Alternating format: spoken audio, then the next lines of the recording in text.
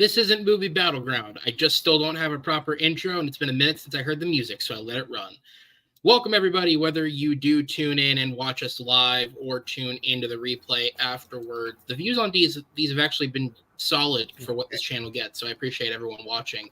Welcome back to Battleground Countdown, a show that I started and did a handful of uploads last year for, basically as a trial run, a show that I've been recording episodes for the entire year.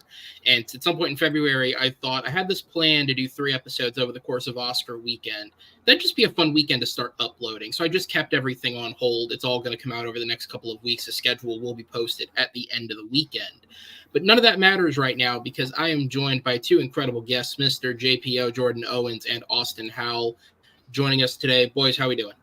So JPO and I are not doing a battleground on what's the worst movie of 2023. Like, we're not about to argue about robots versus whatever. Like, we're not doing that. No. Like, oh shit. Oh, okay. Sorry. Oh, I kind of want to because you like Winnie the Pooh, Blood and Honey, and I want to fight you on that. I said I had a good crowd experience. Don't go overboard. Points to me. I had a good crowd experience. That sounds like an excuse, Austin. No. We all knew this was shits. Yeah. It is Oscar weekend, of course. This Sunday is the 2024, technically, I guess you would call it, Academy Awards celebrating 2023 films. And anyone who knows me knows that I'm a bit of an asshole when it comes to things related to film because I developed my own way of doing things years ago, and then I found an internet community, and then I said, nah, fuck your letterbox. I'm still going to do things the way I want to do it. And traditionally, I always gave myself until the Oscars to watch new movies from the previous year because to me, that is the end of the year. We're literally doing the highest of caliber awards celebrating the best films of the year. The Razzies also traditionally take place on this weekend, so we celebrate the worst of the year. So that's the end of the calendar year for me. Obviously, most people don't do that. I think Variety was putting out best and worst lists at the start of fucking December last year, so clearly I'm not on the same page as everybody else. But they gave up. They were like, Aquaman's probably going to suck. Just throw it on there and send it out. That's fine. So because of that, I was like, how do we do a worst list video, but not just rehash what everyone's already done? Because both Austin and Jordan, I did one with Jordan on the worst films of 2023. Go over to his channel and check that out. Austin, I'm not sure where the one you guys did was. Which was it on his channel as well? No, we did one on the Movie Hero Network as well that JPO was a part of. We always do like that. We in the same episode? He did me and JPO and Richie Goodacre. We all did like a round table, Gotcha. Giving our list of like the worst of. So we've all kind of danced around it, around the same time. So go check out their videos and support them because those movies we're not going to get too in-depth into today. So instead, what we're going to be doing is the next worst. So prior to the show, I had these guys send me their 1 through 11, which is normally what we would cover on the show. And instead, today we're going to be covering the next set of 11 more in depth. These are the movies that are still pretty bad, maybe veer more towards mediocre or have potential qualities of good, depending on how many horrible movies you saw, but there's a reason they're lower on the list. And it's, not quite the bottom of the barrel, but still not very good. Now, I like to start the episodes out by asking, and this is open floor, one of you guys can take it. Why bad movies? Why do we watch bad movies even if we know they're bad? I personally, I'm fascinated with them. Like, they fascinate me. Again, not to jump ahead to this year. I just watched, as of, this recording, we're live tonight or whatever. I just watched Jeff Wildlow's Imaginary. Like, I'm fascinated at like the poor decisions in that movie and how like baffling, some things can be. One of my favorite horror movies of all time is like Halloween 6, The Curse of Michael Myers, just because like of all the different cuts of that movie, some of the weird performances, like some of the ways like that movie, the twists and turns it takes, some of the directions it goes. Like sometimes right? Yeah, the one with Paul Rudd giving the very monotone performance, like it's just it's weird. So sometimes I think those movies I could just watch them in all of like, so that's what we went with, or like somebody watched the cut of this movie and went, yeah, no, we got it, we're good, and like submitted that and said, yeah, that's what we're going with, and we didn't do a take 2, or something that got out of control, or just to me they're just fascinating. Like I find them interesting, and sure, I think the best bad movies are the ones I can have a little bit of fun with and laugh at and still recognize that they're bad. The worst ones are bad boring. Like, I think even JP will agree. Like, bad boring movies suck. They're just flat out like coma inducing. But I think there's some movies that, I got a few on here even tonight that like I would qualify as like fascinatingly bad. So that's the ones I kind of look for every year, is those gems of just interesting ones. Yeah, Jordan. And also too a bit of a counterpoint too, from my perspective, as well as what Pez said. Sometimes you never know. Like, I try to give things shots, you know what I mean, and sometimes it pays off. You know what I mean. There's some really fun underseen gems from last year. Landscape of the Invisible Hand. I really like Jules, that Ben Kingsley alien movie. I like that movie too. I was really charmed by that. Shortcomings, I think, was underseen, but so I like to give things chances. So, and then things don't work out, and we'll talk about those tonight here. So yeah, I try to give things chances, and sometimes it is fun to watch a bad movie, and sometimes you can have fun with a bad movie. Like, we talked about Hypnotic already. Like, I still enjoyed my time, but yeah, it's a badly made movie. to me, like, it's one of those things that I've said. I'll give a perfect example of a movie that was in my 1 through 11 that we won't talk extensively on tonight, but I had a movie called Love Again on there. And I usually don't go for I don't care about romance movies or rom-coms or whatever. But like, that movie came out and it just wasn't even on my radar. And then like, I was browsing Rotten Tomatoes and it had like a 9% on Rotten Tomatoes. And I was like, ooh. and it started reading reviews. And it was all just like, man, this is like the worst one to come on in years. And I ran to the theater to watch that movie. I was like, I have to see this, because it just catches my eye when it's something that just comes out of nowhere. So I just find that stuff interesting, and I'm just like, I gotta see it for myself. I also have I had a really sickening fascination last year trying to see as many things as possible. I'm at 163 for last year alone. Yeah, Jesus. It is where do you find the time is a totally different podcast. But I think I had a lot of time last year. I think this year I'm not even gonna try. Yeah. That's not true. I'm already trying. I'm at 12 with it. I'm at rookie numbers because I've been catching up on last year. So with that said, guys, we'll go ahead and jump into it. So the way the show works, it is essentially the top 10 show, if you ever saw that, but with different people and 11. So the way it's going to work, Jordan, you're going to go first, and then Austin, then myself. We'll weave it that way. Jordan's going to do his 20 through 19, Austin, then myself. Then we're going to go back to Jordan for his 18 through 15, then to Austin, myself for the bottom 3, I guess you would say. We will go one apiece. If a film that you list is in a higher part of someone's list, just simply say punt or something of the variation. Give me those breakdowns one more time. 22 through 19, 18 through 15, chunk of 4, and then 14, 13, 12, the final top 3 or whatever. Yeah. So 4, 4, 3. Okay. Yeah. I'll keep you steady. Don't worry. So if it's in a higher if it's in a higher quadrant, right? Like one of those higher brackets. Yeah. And I had to hear the chunks. Yeah. If a film, so if it's in a higher chunk of the list that we will discuss, say punt, and we'll punt to it. If it is a film that is on your actual top 11, you can chime in, of course, when they bring it up. Mm-hmm. But we're not going to punt for that since we're not going to be actually counting down that list. Throughout the show, I'll be taking notes on whatever crossovers we've had. We had a small few crossovers on our actual worst list, so we're hoping for a little more of that on this list to make up the grounds, and then at the end of the show we will put together a full worst list. With that said, are we ready to go, guys? Let's do it. Oh yeah. Mm-hmm. All right, JPO, take it off, buddy. What is your 22? Well, I know it's going to be higher on some. I have The Exorcist Believer. Oh, that was in my top 11. Exactly. That is on my actual top 11. So yes. Yeah. You're good. Go ahead. The Exorcist Believer. Yeah. So I'm the biggest fan of this movie here, evidently. You sure are. I think I just saw wacky weirder or shit. Where at least I thought the girls were giving a good performance here. I even liked the dad. But yeah, it was just everything out there. The execution of it here, the staleness of it.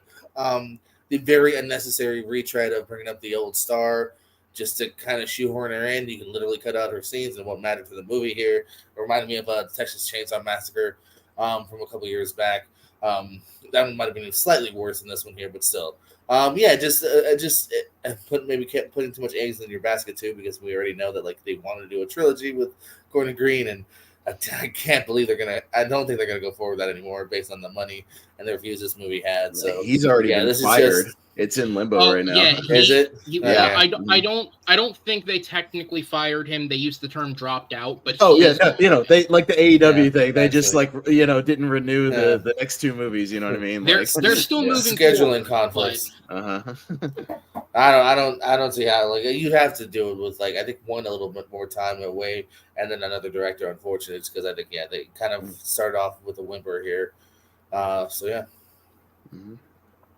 Yeah, Austin, you think you had it higher than I did? Yeah, I had it as my number 9. Yeah, I mean, I won't chime in too much, because that's over there. I've talked enough about it, but that's in the category that I talked earlier of like boring bad. It's just not like interesting bad. It's just dull bad, and there's just nothing really going on. Like the only gimmick of the movie is, hey, instead of one girl possessed, there's 2 girl possesses. What's better than one? Twice scary? Yeah, no, it's not, and it's just the same to me. Exorcism movies, like, I'm so over them. I don't think there's been a single one that's like done anything fresh in a long time. It's all the same things. It's we shake the room, we make things stick, we split our eyeballs, we throw up. Like, it's all the same shit, like, over and over again. So yeah, I'm just over like that genre in general. Unless you give me something wacky like Pope's Exorcist, where Russell Crowe is just being silly and like clearly in his own movie having a good time, and I can latch onto that. But yeah, other than that, that movie just does nothing for me. So yeah, it was the boring bad. Yeah, I'm it was my number 6. I'm kind of right along the same lines as you. It just, I'm very open about the fact that I'm not a horror guy, so I generally only see the biggest of the big, or stuff that I hear is genuinely good. So when a horror movie is crappy and I'm stuck watching it, it just, I hate it so much more. This movie, you're right, it's boring more than anything else. I also think it hits a bit harder because I actually don't think the first like 20-30 minutes is all that bad. I actually think the setup for it is decent. It's just once it stops being a character drama and becomes an Exorcist film, it does just feel like you're retreading all the steps of the previous film, but now there's 2 of them instead of 1. The only reason it's not lower than my top 5 is because David Gordon Green is a decent enough filmmaker that there's still some semblance of filmmaking in this. It's not like he has no ability to make a movie. He's just not really made for horror. And some of the actors are trying. Not Ellen Burstyn, but some of the actors are trying in this. Particularly the 2 girls, I think, are doing the absolute best they can with what they're given. So it's not worse than unredeemable shit, but it's not very good. Yeah.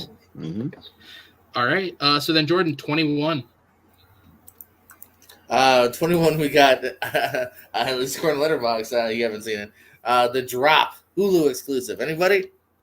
No. No. You're more into the streaming stuff than I am. So yeah, hit me. I just looked up. Barber and Rick have seen it, and that's it. In our little circle here. All right, here's the premise of the movie. Several, a group of friends go to a little vacation, and one of them drops one of their babies. Which is a fear I've always had, by the way. If I've ever given a baby, I'm like, God forbid I'm the one that drops this motherfucker. So I kind of get the premise here, but yeah, this thing it's got a good cast. Some of the main people, Jermaine Fowler, who's been in some things, including he's actually in Ricky Snicky, playing now with John Cena on Amazon Prime. The other girl, the other girl's from what's the Hulu? What's the one that's on Hulu? It's like Pen 7 with the 2 girls that are acting younger. So like she's a really funny actress here. Maya Erskine or the other one? Maya, I think, or is it the other one? Is it the Asian one? It's the other one. It's Anna Conkle. Okay. Pen 15. Yeah, so like she can be really funny. Jillian Bell, who we've seen from like 22 Jump Street amongst and Workaholics. So like it's got a good cast here, but yeah, the jokes when they at least try kind of just really fall flat and just kind of meander. It's this one that was kind of, I remember people used to say like the mumblecore genre where it's like, hey, maybe if we take a camera and I don't know if they had like a Curb Enthusiasm like script, or they're like, and then we're sure comedy will ensue. But yeah, it just didn't really ensue. Kind of meanders. It's kind of flat. Barber, I saw, gave it 1 star. He likes to even less than me. So yeah, it's not great. Another to me, I just said The Drop, the Tom Hardy movie from 2014. I just saw it last year. That counts, right? Yeah, right. Another movie called The Drop. Yeah. Yeah. Well, to me, that sounds like a SNL like premise for a sketch stretched out to a movie. You know, like that would Probably would have been better, yeah. Because there's a couple yeah. things. There's like someone's son's kind of funny in it. He's the son from Mythic Quest. If you ever seen Mythic Quest, but like, yeah, a lot of it doesn't work. All right. Yeah, haven't seen it either, so I've never even heard of it, so I can't comment on that. I know. I was ready. That was one of those I was ready to be like, hey, I know no one's got this. No one's seen it. All right. What's your number 20? I know you've seen this though. Expendables. Expendables. Okay, yeah. So that's on my actual list. So Austin, is it on yours? No, just because like it's not What? great, but I'm a sucker for like goofy What? action. So I mean, it was like a 5.5 man. out of 10. So just like missed my list. Oh But man. you know, I'm not saying it's great, but like could still any day just watch Jason Statham beat people up. So like whatever, I get moderate enjoyment. I out of need it, more. So, I need more. yeah, that's fine. But I get it. But I totally get it. Like I'm not against people putting it on their list or anything. That's fine. Yeah. But yeah. It's on you. So go ahead, talk about it. Yeah. Oh, yeah. I'm sorry. I was waiting for the setup. I forgot it. So it's just on me. Yeah. So I mean, I was into the idea of Expendables 4 because I like the first three. All three of them I find thumbs upable, accessible action flicks. From the get-go, I was afraid, though. So, first of all, Stallone getting the with or the and credit. I won those. With Stallone. So, right away, I'm like, okay, cool. He's either dead or he's going to do the whole, like, here's your mission, peace, I'm gone. Which is exactly what happens. He misses, 80% of that movie here. But, hey, it's on Statham. Cool. Maybe they'll give us some new people here. Every movie's always added a Mel Gibson, a Wesley Snipes, a Jean-Claude Van Damme. This movie, they're like, who do you want? 50 Cent and fucking Megan Fox. Like they added nobody cool. I feel like they had way less of a budget here because you're missing a lot. You're missing Jet Li. You're missing Terry Crews. You're missing any cool villain here. The villains of Andy Garcia, who we've seen in 12 other movies that like this. You're missing, obviously no Bruce, but like no Arnold, no Ford, no Kelsey Grammer. Like none of them are here. It's like it just feels like a direct-to-video sequel. Like they couldn't afford anyone but Statham and like Lundgren and Fox, but. The action's on green screen for half of it, so that kind of sucks you out here. It's pretty bad green screen. I don't know if it necessarily get sucked out as much as some movies as some do, but here it really felt evident to me here.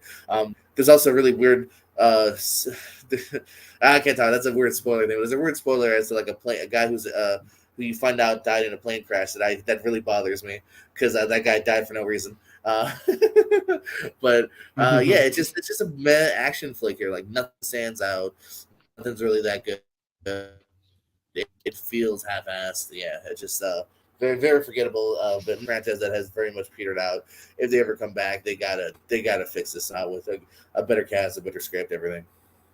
Well, they also wasted. They did have 2 editions, but got like downplayed for whatever reason. You have Iko Uwais from the Raid movies, who's great. Like, but I feel like I was gonna say like, but anybody who's used them outside of like the Raid, I feel like has wasted them. Like, especially like stuff like Mile 22 or whatever. Like, you got this guy who's amazing, and you just frenetically cut like their fight scenes and don't just let them do their thing. And you added Tony Jaa, like from like Ong Bak and the Protector and all that, and he's trying again his hardest to do something fun. Like he's kind of Statham sort of side guy, for like a little bit of the movie. But yeah, he wasn't even like really promoted in the movie. He's not part of the team, so like it's weird.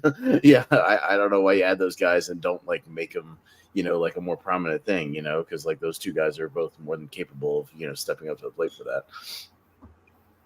Yeah, it's first off, to the people watching, I'll pull up some comments. Thank you guys for tuning in and watching live. If you are here, wait, who else saw the drop? Who was that? That's Matt. Hey, Horseshoe, you saw it. Who was it? Yeah, so anyone who tunes in and watches, thank you guys for tuning in. I won't be going through all the comments, but I am reading them. Trust me, just don't have the time for that. But yeah, obviously I went in on this movie on Jordan's episode. That's why he made the comment at the start. So if people want to watch me tear it, go watch that. Look, this movie's awful to me. It like at its core, it's not even an Expendables film because the whole point of the Expendables is it's getting all these action stars together and making something that at the time when they were action stars, you never would have made, right? Because of egos and budgets and all these different things, all these guys would not have done a movie together. So you're doing something unique. by this point, we're putting Megan Fox, who's been second banana in 2 action franchises in, or we're putting 50 Cent, who was in Den of Thieves. That's it in terms of action, and then got shot in real life. Cool. What's the other Arnold Stallone? Sorry, 50, Prison Break or whatever. One of the Escape Plan sequels, like those things. Yeah. So that's who we're adding to this movie, and that's who we're giving the screen time to. I don't understand it. It's the weirdest cast additions. Like, you can keep going. They waste the 2 guys they bring in from Asian cinema, both incredibly talented martial artists who are just put to no use in this movie. They had a whole thing in the 3rd film about the next generation, and that generation included cast members like Ronda Rousey and Glenn fucking Powell, who's gone on to become a huge, and maybe not huge star, but at least a recognizable face in Hollywood. You don't even bother to try and bring them back. Instead, we bring in Will Smith's son from the Bad Boys sequel. I mean, I like that guy, but why is he here? And why is he Antonio Banderas' son? And how did you spend all this money on these people in the 3rd film and none of them are here? I mean, Wesley Snipes still has to be paying taxes back, right? We couldn't get him for another one. Just the whole thing. It's just, and on top of that, it's a shit action film. It's a shit action film that abandons the whole concept of the franchise to just now be a generically bad action film and not a unique, intriguing bad one like the 3rd one was. But that said, it is just shitty enough that it's your jam. I totally get why it misses your list. Like, I can see it. I'm just calling a spade a spade. It's fucking awful. It's only because like there's a section of that movie that's just a Jason Statham Die Hard movie, and like I'm fine with that, It's because I'll watch him do anything. Like I like The Beekeeper, like from this year. Beekeeper was good. Year.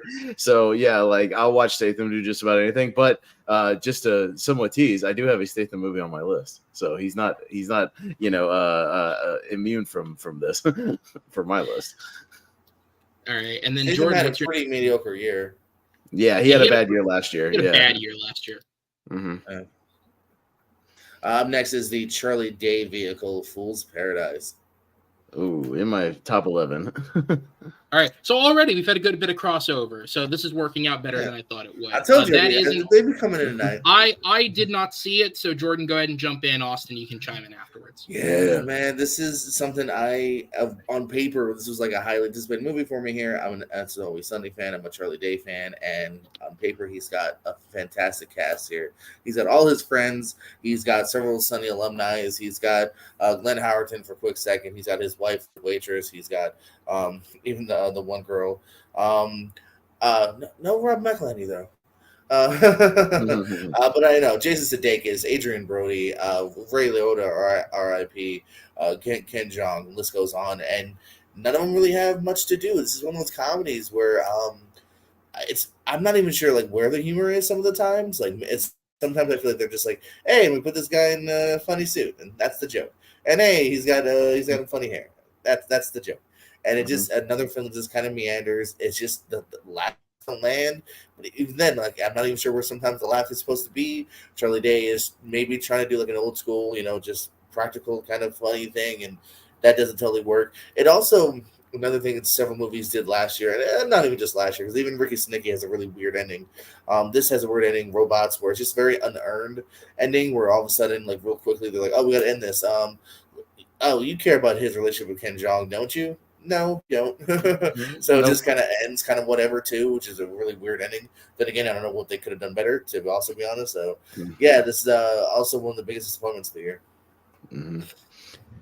Yeah, Fool's Paradise. Yeah, I didn't see it until it dropped on Hulu, and when I watched it, it was like because it was hard to find in theaters. But yeah, I know he's trying to do some kind of like tribute to silent film, cinema and that type of comedy. I get it, but also I don't get that you have Charlie Day, who's mostly known for his voice and making jokes and being that guy, and his delivery, and you completely silence him and take that away from him. Like that's weird. Like, and I think he's not really that inventive in his shtick. Like like JPO said, most of the gags are everybody around him like trying to get him to say something or do certain things, and he's just kind of standing there, and that's the joke. Multiple scenes, like one after another, and I'm like, all right, I got it. Like he has a brain of like a 6-year-old or something. They say in the movie, like he can't even like process information. Like, it's weird, and so they're just exploiting this dude. Yeah, And it's a very quick explanation at the beginning, and they don't even dive into it because they're just like, and yeah, now because start the he's movie. like a guy from like a psych ward or something. Ken Jeong is the most annoying character he's ever played ever as this like PA that like latches That's onto him. saying My God, take a drink every time he says latte pronto in this movie, and you'll be dead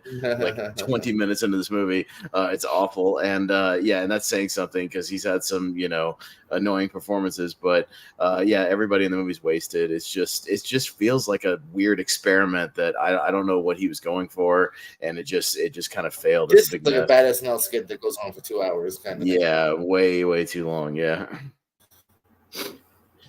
All right. Well, you've certainly encouraged me to not check it out.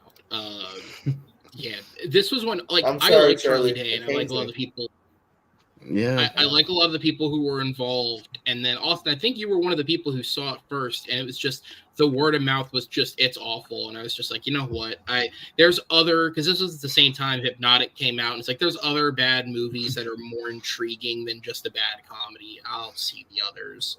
Well, and actually, one of the more painful things you can do is a bad comedy. A comedy that doesn't work is pretty painful because when the jokes aren't hitting, that's especially painful because when it's just one joke that doesn't land after another, it's almost even worse than like a bad horror movie or like a bad drama or bad action or whatever. Because if you're not getting the laughs, then your whole movie is failing. like on its own. So yeah, bad stuff.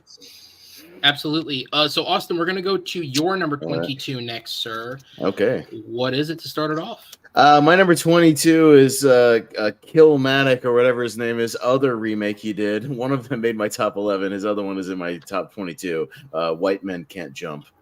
His other remake he did that same year. Oh, Calmatic. Okay. Calmatic or whatever his name is. Yeah, like he made House Party and he made White Men Can't Jump. House Party was in my top 11. White Men Can't Jump skirted in at number 22 here. I did not see this because I like Jack Harlow and I don't want to watch him try and act. 106 didn't make it for me. Okay. No, fair enough. I mean, yeah, I just thought it was very uninspired. And again, another one in a line of like completely unnecessary remakes. You're never going to just capture, and you can't help but compare it because it is what it is. Like you're comparing yourself against the amazing chemistry of Woody Harrelson and Wesley Snipes from that original film. And Jack Harlow just doesn't have it. He's playing like just, again, this kind of goofy, sort of nerdy dude. And like he has his moments, but I feel like there's strange editing in this movie. The basketball scenes aren't particularly exciting. Again, the thing is, it's just very flat. It's just very bland. Now, it is a slight step up from House Party, which again is a bad comedy, which is worse inherently again than sort of a bad sports movie or whatnot. Because there's a few okay-ish scenes. For me, I was just left like completely flat and underwhelmed with this thing. And yeah, I stop remaking these movies. Like this dude made 2 in 1 year and 2 pretty beloved movies. Like the original House Party is like what like people on the internet deem kind of a hood classic, like essentially, along with like Friday, and like it really is. And the original White Men Can't Jump is considered like one of the great basketball movies ever made. Like it's really good. So I mean, you're already stepping into weird territory there, and he does nothing fresh here and nothing original, and it's just very flat. And I don't even get excited by the basketball. So when you can't even do that right, it just doesn't work for me. Yeah, can I? I'm gonna ask Jordan real quick. Is House Party on your secondary list at all? Maybe. Okay, I'm gonna say what I was gonna say. I was gonna use White Men Can't Jump as a way to move into it, but I'll save it. Yeah. I saw House Party first. It's on my bottom 11 as well. And as Matt chimed in the chat, House Party, it was a turd. Yes. And for those watching, again, we're not discussing our bottom 11, but I do have their lists. And when we put the grand list together at the end, those will be factored into it. So don't worry. The actual worst of the worst are going to make the list proper. We're just not discussing them because, well, they've been mostly discussed. Mm-hmm. So yeah, with that said, unless Jordan, you got anything to add, we can move on. No, I was just say it is. I would say more than one notch above House Party, because House Party I do find pretty irredeemable to a large degree. White Can't Jump, I think Harlow's at least good in it, so at least you have one, and even the other guys both leads are definitely better than leads we get in House Party here. I think a couple of the jokes do land here. I definitely cared a little bit of what was going on. Where House Party, I cared nothing about the two characters. I didn't laugh. I didn't have anything. So this is definitely a notch above. So Calmatic, that ain't great, but I won't totally write you off. You got better. You got better 6 months after your other movie. I don't know. Who knows if this was even shot first, too. Yeah, I have no idea. Yeah. It's necessarily, though, as Pat said, the other one just is much more, it's way more funny. It's more engaging. It's, you know what I mean? It is a kind of a necessary remake, though. I agree with that. Mm-hmm. All right, what's your 21, Austin? 21 is again, some of these were on my initial, like when I saw them, kind of worst of. You just got knocked out by other worse things throughout the year. But 21 is Insidious: The Red Door. It's not on mine, so okay. Yeah, I never saw this one actually. Yeah, this is a strange franchise because it's a franchise that's gone on way too long. That's been like way more exploited than it needed to be. I personally think it's a franchise that ran out of gas with like the third entry, and they're still trying to like milk every bit out of the further that they can. Because I think that the first two movies did about everything you can do with this premise in exploring all this, and they're still like trying to do something here. And again, it's that boring bad. Like this movie's painfully boring. And I think Patrick Wilson, I was interested just because he stepped into the directing chair as well as kind of being like, the main focus. And they do get some of the cast back together. It's like the original kid from the original one, like, growing up, in college and whatnot. But it's way more of like a family movie than a horror movie. So if you're going for the horror, you're not going to get much of it. there's like 2 or 3 sequences, and they're not very good. And then if you're going for the family drama, it's just bland as well, and you're struggling to remember why you should care about any of these characters. It's just a franchise that's just running on steam. And I think it was just a reason to give Patrick Wilson, like, he was probably just like, hey, can I try my hand at directing? Yeah, sure, whatever. Make another Exodus movie, who cares? And it's just very uninspired and just doesn't really go anywhere. So I lacked the horror, lacked the drama for me.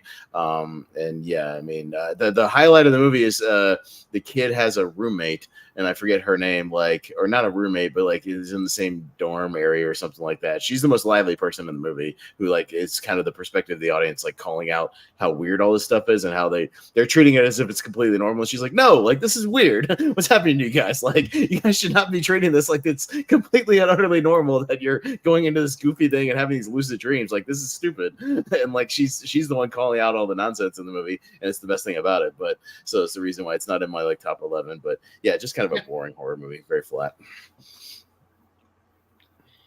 Yeah, this is a franchise I think I fell off of after the third one. And I didn't even dislike the third one. It was just kind of like, all right, we did the 2, we had the spinoff, and then I struggle to pick like what scenes are from like 3, 4, 5. Like they all blend together. Like some of those ones that just mishmashed and you can't remember anything. Like I remember when this movie was announced, and I think you're 100% right. It strikes me as like Patrick Wilson wants to direct, and he's good buddies with James Wan, and so Wan is throwing him a bone by basically sticking his name in and saying, let's make another one. Hey, we'll give you $10 or $15 million, or Blumhouse will, and like, I mean, what could it hurt? It's probably not going to lose money. The only thing, and for what it's worth, I didn't see the movie, so I can't comment on his performance in the movie. The only thing that I thought could come of good of this is I thought in the 2010s, Ty Simpkins was one of the better child actors. I think he's actually very good in the first 2 Insidious films. So I just like seeing him getting back into acting, and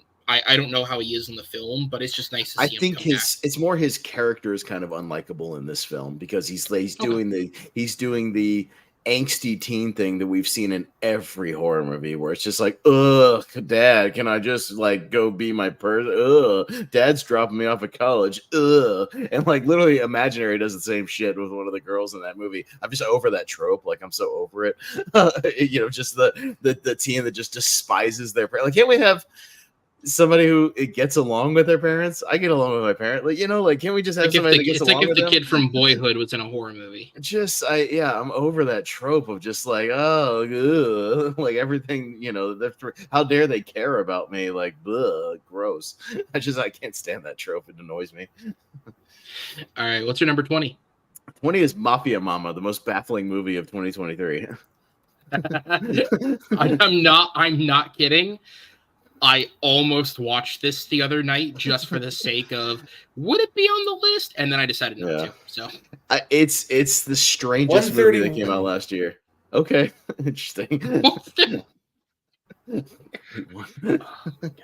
What's crazy is Jordan saw enough films that's still really fucking low. It's just not bottom 20. Yeah, right. That's not a compliment, but well, I saw 113 on my list, so to make the top 20, congratulations. I'm Yeah, at about your number. Yeah, the only reason I even saw this was because it was one of the Regal mystery movies last year, and so it started, and most of those are they're pretty full usually, and it has a wide array of people. So it was fascinating watching this with a group. I was in a row with a lot of like older ladies, like people, women in the like 60s and 70s and whatnot. And this movie starts, and it's going for like this silly comedy vibe, like they're kind of she's exploring, like now she's like broken up with her man. Oh, you need to take a little trip, do whatever, blah blah, like okay, and then becomes like a fish out of water thing of like, oh, now you're in this wacky situation with these mob guys and you got to be like the head of the family. Okay, like it's not like an inherently horrible concept for a comedy, and Toni Collette is trying her best to like make it work, and she's still watchable and charming, but it's baffling because then it goes into like hardcore violence where there's a thing where like they send an assassin after her, and they have like kind of a pseudo, not like a fight scene, but he like attacks her and she's trying to fight back, and survive and whatnot. She like takes her heel and gouges the guy's eyeball out graphically, and it's like sitting on the ground. She stomps on it. She murders the dude with this heel, and then it tries to be wacky comedy again. And I don't know who this is for, because you're not going to get like people who are looking for a violent mob movie. If anybody's looking for a goofy, silly comedy, about this fish out of water, like Sex in the City type lady, thrown in this crazy situation, they're going to be put off by the violence and the gunfights and all the weird stuff that happens in this movie. And to me, I put that on Catherine Hardwicke, who directed this movie. She directed Twilight.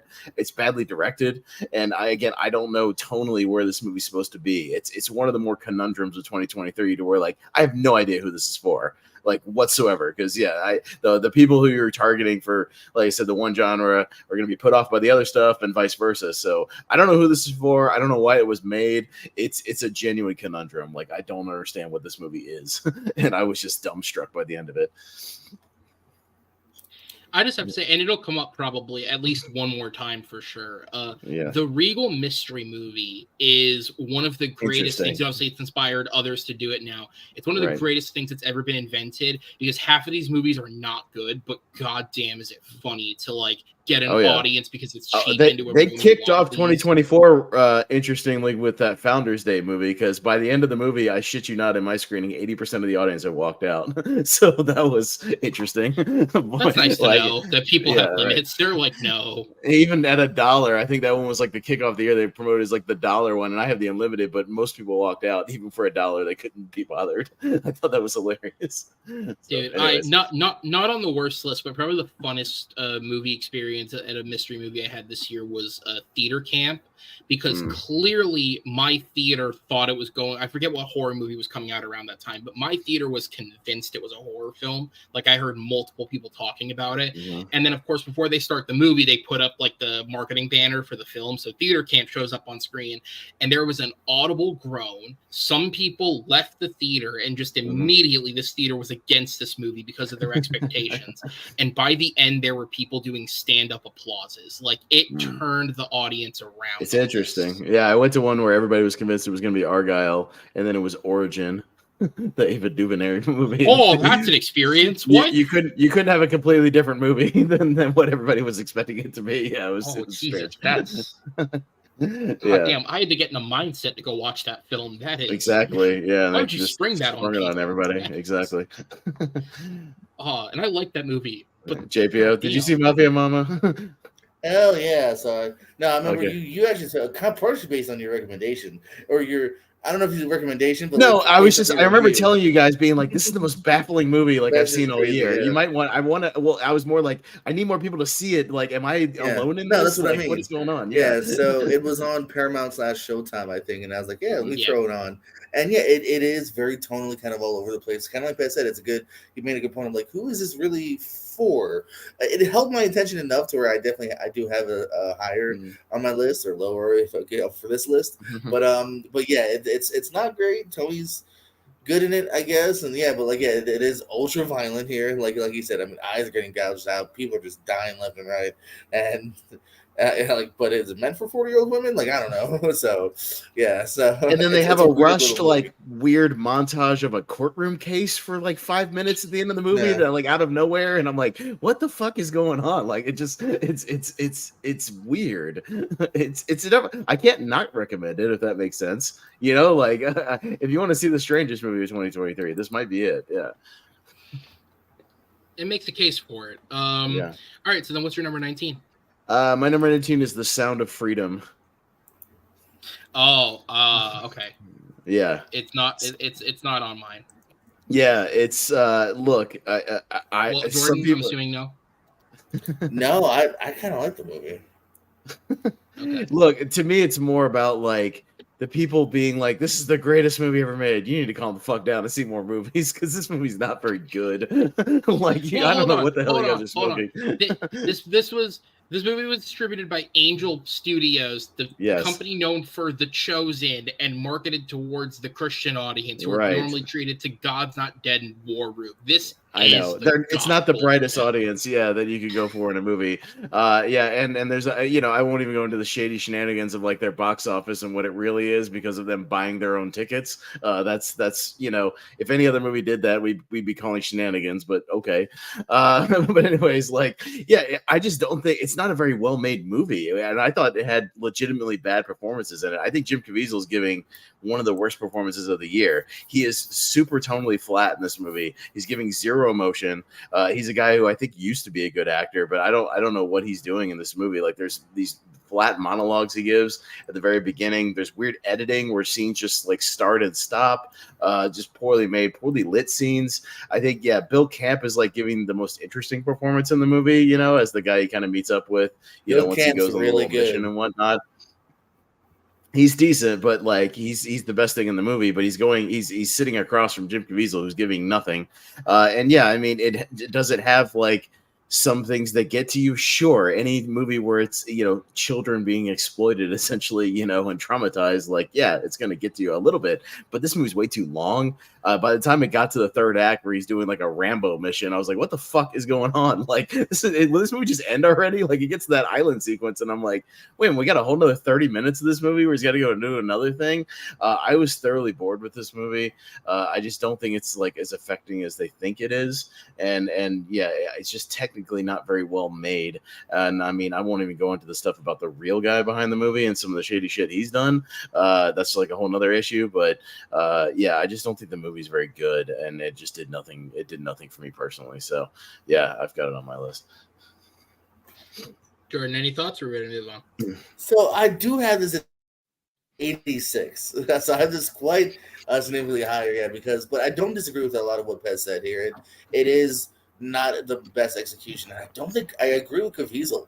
I think I'd have it even higher if I think they have the right leading man here because they don't. He's not giving it.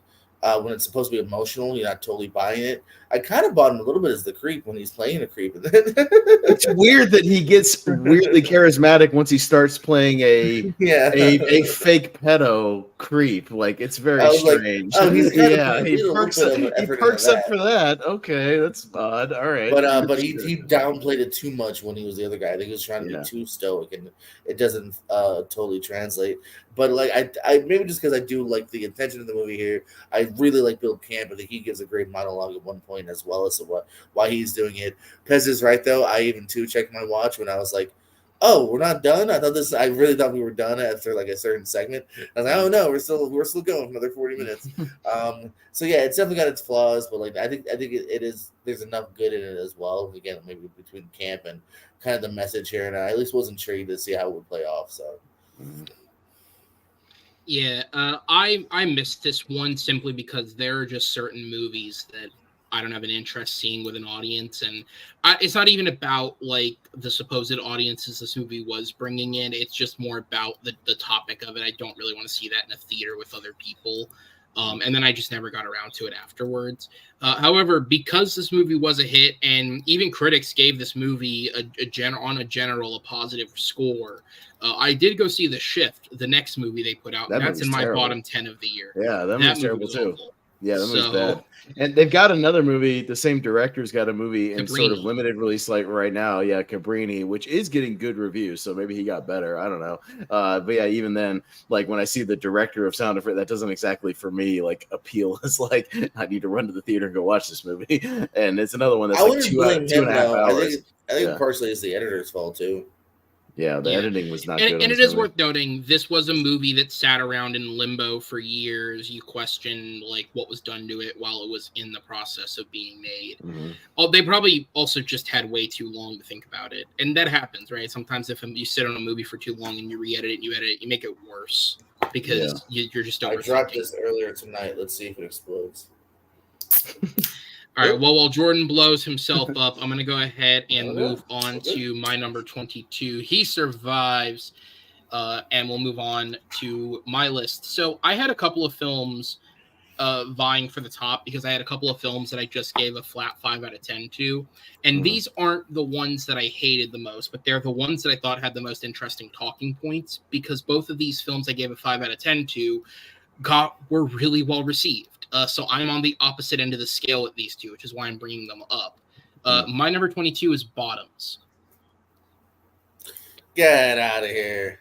Now, here's the thing. I don't have it in my worst, but I also wasn't as over the moon about it as everybody else on the planet seemed to be about this movie. I'm not over the moon, but I'm at 40. I was in the camp of you people calling it like the greatest comedy in years need to calm the fuck down. It's not. So like here's my thing. Clever. Yeah. Here's my thing with the movie is I think the characters for what the movie's trying to do, I don't think the characters are written well enough. They're especially Rachel Sennett's character. And I don't dislike Rachel Sennett. I actually thought she was one of the stronger parts of Bodies, a film that I didn't really enjoy. But I just think she's playing too much of an asshole in this movie.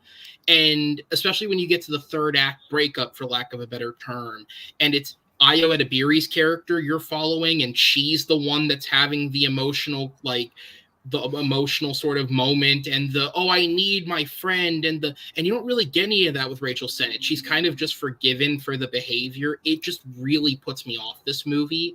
I just like, because everyone's an asshole. Like, everyone's an asshole in this movie. And I feel like we picked the nicest character of the bunch to go on the emotional journey with, but that doesn't work when everyone's forgiven at the end. Because Rachel Sennett is worse than Ayo Edebiri in this. She is the one that's actively thinking of the plans and actively pursuing the horrible things they're doing. But Ayo Edebiri is the one that you watch go through this emotional journey. And I don't really understand the decision with that, outside of the fact that Ayo Edebiri is the hotter talent, which when they shot the film, I don't think she would have been. It was more on the heels of this that she found that hype in The Bear. The other thing is, I just think the movie, in terms of tone, is trying to have its cake and eat it too. Like, it's trying to take itself seriously in terms of its messaging, in terms of its themes, but then the world they live in is one of the dumbest comedic worlds I've ever seen. And like, I get what they're doing, playing on assholes or this, that, and the other. It's in a Zucker parody movie world, which is like, but then trying to be serious, which it's odd. I don't know what they were going for. I've seen Nicholas Galatzine is the guy's name, I believe, and I've seen him in other films and liked him, but his character is so fucking stupid in this movie that it genuinely ruins some of the scenes for me. Like, it doesn't comedically work.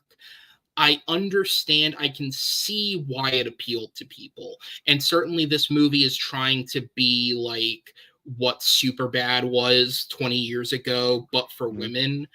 But I think there are better films that have already done this. I think Booksmart did it. Booksmart, I was going to say, it did it better. Smarter. Yeah. And again, I don't think the movie's poorly made. Certainly, if Emma Siegelman, I think is her name, if she made another film, I certainly wouldn't discount it. Like, it's not a badly made film. I just don't think it's very well written, and the humor didn't hit for me. And I mean, you made the point earlier. It's a comedy. It has to make you laugh. We've just gone down to 0 viewers temporarily, so I've scared all them off with that opinion. So while while we're at 0 viewers, I'll just go ahead and bounce into the other one that would be technically a controversial take, because it's not on either of your guys' worst list, right? No, but I wasn't that, but I was at like a 6 out of 10. I wasn't as like high on it as everybody else seemed to be. Like, yeah, I was in that same territory of like overrated type territory. You know what I mean? Like, I just wasn't as crazy about it either. So yeah. So the other one that's low for me, my number 21, is current Best Picture nominee, The Zone of Interest. Wow, interesting. Okay. Ended up making my top 12 of the year. Never saw at number 12. At number 12, but I barely got to see it like a few weeks ago, essentially. But I liked it. Yeah. So, all right. So, let me start off with similar to Bottoms. I understand why it's getting the praise it's getting. First off, it is well made. We're doing an Oscars episode tomorrow, more information on that later. While I wouldn't have, I'm forgetting his name right now, the director of it as one of my 5 best directors of the year, I don't like scoff at his nomination. I totally get it. On a technical level, the movie is incredibly well made. The sound is so well done, and it plays into the film. And I get what he's going for. But to me, it feels like this is a movie whose success is dependent on like what you bring into it and kind of how you're feeling while watching. Like, it's all feeling. To me, the actual movie itself doesn't really have anything going on. Like, it's and I get, again, that's what he's going. That's the point. That's the point of the movie, though. And again, I get that, but for me, it didn't emotionally affect me at all, because within 20 minutes, I got the point he was making, and then it just started to kind of bore me. If this were a short film, I think it would be excellent, because the first 20 or 30 minutes, I think it is really impactful and it does really work. But as it just goes on and just keeps going, and then it gets more artistic with some of what it's doing and the cutaways to the girl running through the field and all these different things, it just started to wear on me, and I just was kind of ready for it to end. Like, I get the merits behind the filmmaking, and I get what he's going for. And again, the first 20 minutes or so, it did really impact me. But this movie's, I think it's over 90 minutes, and it should not be that long. I think this would be more impactful as a short film, just to put you in this world for a succinct little bit of time. But the feeling subsided for me eventually. It did not stick with me the entirety of the runtime. And when you take away the feeling that it's giving you, there's no character, there's no story, the performances are fine for what they are, but there's no real meat on their bones. And there's nothing else for me to latch onto with this film, aside from the fact that it is technically well made, and I'm not supposed to enjoy it. I'm supposed to feel it, which only worked for so long. And so because of that, it pissed me off more and more. And again, like, I'm putting it on here as more of a talking point. If I literally verbatim put this in order that I ranked it on my list, like Haunted Mansion would be in this slot. But I think it's more intriguing to put this here and discuss it than talk about how Haunted Mansion was mediocre as fuck. It's a movie I liked Haunted Mansion as well, though, but that's another thing. Man, we gotta have like a 5-hour. You confuse me, man. But yeah, it is. It's just, again, I totally get why it's getting the acclaim it's getting, but for me, I felt that I felt the understanding of what he's going for 20 minutes. And then once I was kind of past it, and I was like, oh, I get what he's going for. And then it's just, this is the rest of the movie. And again, maybe I'm just a cold, heartless fuck. I don't know, but it did. I think you're just a cold, heartless fuck. Yeah, maybe that's it. But it just because I think you have to get comfortable in that world long enough and comfortable enough with some of the conversations they're having, especially in that sort of a meeting scene. The big thing at the end, some of the horrific things they're talking about in such a casual manner, to then juxtapose where they cut to at the end, when they sort of do the cut that they do. Again, not to spoil too much, but the cut that they do to the modern, sort of scene. The time jump that they do, you have to get that comfortable for that to affect you and go like, oh, this is, oh shit, like, no, this is what they're talking about. And like, this, to me, it did suck me into that world, and I was along for the ride, and I was into the that routine that they get into, and it made me think about how casually we take some of this stuff, now, as For opposed granted to almost, yeah, like. exactly. So it worked on me. I thought it was very well Yeah, done. and I totally understand it. I guess for me, it would have been. Which, funny enough, it's the second film I've seen in the last month where I felt this way, because I had a chance to see a screening of Robot Dreams, the animated film that's still not released publicly but is nominated for an Oscar. Yeah. And I felt the same way about that film, where like if this was a short film, I think I'd enjoy it more than I'm enjoying it now, because it just goes on for a little too long. I felt the same way about Zone of Interest. If it was a short film, I think it would have been incredibly impactful. I think it would win all the short film awards. As a fully fledged film, it just wore on too long for me, that by the time you get to some of that stuff at the end, I was just kind of done. I was lost, and it was never going to hit me the way that it's going to hit someone who was sucked in. But again, I would not recommend it, because technically it is very well made, and it is just all about how much it sucks you in. Yeah. Well, there we go. Agree to disagree. Yeah. Jordan, you didn't see it, right? You said that at the start. I don't think you've seen it yet. Yeah. All right. So then we'll move on to actually. Quick. I like Bottoms. I thought it was funny enough, but yeah, slightly overrated. But yeah. Fair enough. Fair enough. And again, Bottoms, same thing. I don't not recommend those two. I just didn't like them. All right. Moving on to a film that knowing what you like, Pez, I feel like we're for sure going to disagree on this. I don't know if Jordan will. My number 20 is Silent Night. I didn't love it, but I didn't overly hate it either. I thought it got kind of overhated for weird reasons, but I also don't think it's very good, if that makes sense. It's it has some merits, but it has some. It's just another strange movie. Like when you actually sit down and watch it, it's very, very strange. Yeah, I don't know. Just to make sure, Jordan, it's not on your list, is it?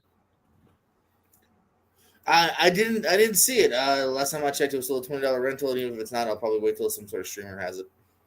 Yeah, that's I was gonna say I got it for $5. So, but yeah, so this movie, really the biggest issue with this movie for me is it's produced by I know one of them is Basil Ewanik, and I forget the other woman's name, but they are the two producers who have worked with Chad Stahelski on the John Wick franchise. And this is clearly their attempt to sort of do what David Leitch has done, which is taking the John Wick formula and spinning it off into other premises. But rather than taking Leitch's approach to bringing younger filmmakers up and putting them in the driver's seat, they go for someone more established like a John Woo. I don't think John Woo's style fits John Wick.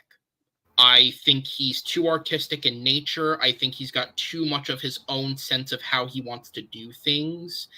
And him trying to match that John Wick formula while also bringing his own thing into it just makes for a very messy action film to watch, because you're watching choreography that's being done like it's a John Wick light, but the camera angles aren't naturally embellishing any of it. They're not doing anything to help the action choreography, because that's not how John Woo shoots a film. Well, he's more about, like, if you watch his classic movies, like over the top action, we're jumping and, shooting, and we're doing the stylistic stuff. And he can do like the artistic stuff. If you watch Hard Boiled, his 192, he has the uncut 4-minute sequence where the shootout sequence where it's like all one take. So he's capable of doing that when he wants to, but that's just one part of that movie in an otherwise very stylized, shootout type movie, like that sort of thing. When I say artistic, I guess stylized is probably a better term for that. What I mean, because the Wick franchise approach to it is taking extreme situations and making it realistic, right? Like I think about John Wick 4, the video game shot in the house. That action sequence is still handled as legit as everything else in the film. They're just bringing something different to it. Whereas Woo does have an artistic style that he likes to put on his films. And I just don't think a John Wick action film suits it very well. I also don't think Joel Kinnaman and Kid Cudi were the right choices to be in this. I don't dislike either of them as actors. I could point out other films they've been in where I think they've done a decent job. I just don't think either of them are expressive enough as actors to pull off not having dialogue.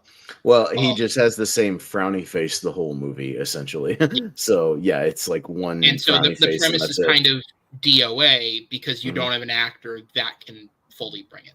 Right. No, and to me, I did appreciate the fact that it's the premise is him teaching himself to do all the stuff that he builds up to in the movie by watching YouTube videos and trying to be self-taught, for driving and shooting and all that stuff. And then pretty realistically, what would happen if you then tried to be John Wick is that you would get mauled pretty badly and shot repeatedly and take a beating, and you might succeed maybe, but you're not going to come out of it alive.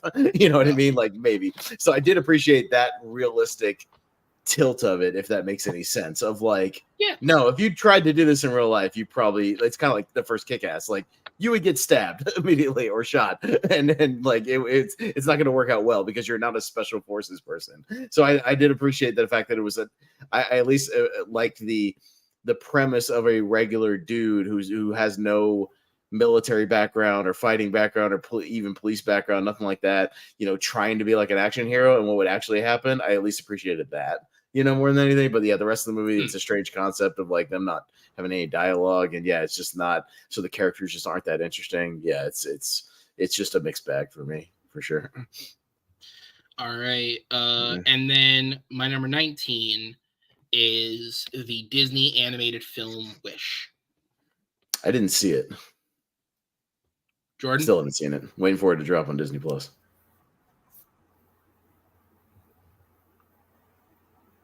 I think he might be on a delay.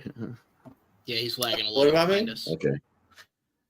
Wish. His next one's Wish. Is it on your list? Wish.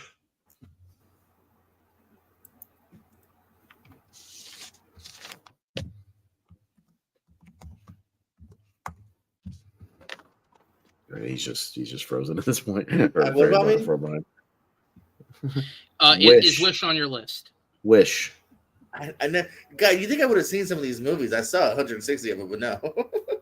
Yeah, I didn't see it either. So yeah, that's I fine. Can't comment. So I'll be brief on it because again, this was a higher publicized one that everyone sort of talked about. I just think for a company that genuinely has had as many bright spots as Disney has had. And I know that a lot of their films over the last few years haven't done the best financially, but I feel like in the 2020s, both between Pixar and Disney Animation, they've started going more experimental again. And unfortunately, I think because a lot of these films are failing, they're going to go back to doing sequels for a few years to make up that money. So following all that, it's just incredibly disappointing that Wish is what they turn out for their 100th anniversary film. There's no real sense of advancement. There's no real sense of story ingenuity. There's nothing unique. This film is loaded with very thinly veiled callbacks to better Disney films. And one of the worst things a bad film can do is make you actively think of better films. In a studio that has tons of directing teams, and I know I'm one of the few people out there that will talk about the Disney directing teams because I do think they are important and they are distinctly different. I think Chris Buck and Jennifer Lee are the weakest pairing. They're the guys who did Frozen, guy and girl, who did Frozen. So I understand why they're put in charge of this movie because that movie did great for them, both of them. I think they are the weakest director-writing pairing that the studio has right now, and they turned out a really weak effort. You have so many great songwriters that work for the studio that have done great work, be it the people who did the songs for Frozen, be it Lin-Manuel Miranda, and you go and get Julia Michaels and Benjamin Rice, a pop writer who's known for just writing generic hits for stars, and her producer to come up with the soundtrack. It doesn't work. It's not unique in any way. It's just it's down here because it's a disappointment more than anything. The only thing the movie has going for it is I do think Chris Pine gives a great performance as the villain of the film, but even then I think they drop the ball story-wise with the villain because they play it in the movie like he's supposed to be a secret villain, but then give it up so quickly that it's not even worth doing a twist. And the problem is I thought the twist actually was interesting. Like, I knew he was a villain because of the marketing, so it didn't work. But in theory, if we didn't know, I think it would have worked better. So, yeah, it's just one of those. It's just disappointing more than anything. All right, so then we'll go to Jordan. Back to your 18, sir. What do you got? The Ron Perlman classic, The Baker. I saw the Baker. It just missed my list. It's very bland. Yeah. It's So I can understand why it doesn't quite make it because it's not like egregiously bad, but it is egregiously bland. To mention things we've it seen is. before here. There's some kind of sweet moments with him and the kid, but yeah, other than that, it definitely doesn't have the budget for the action to be memorable. Not much is memorable. I'm even struggling now to like recall like much from it.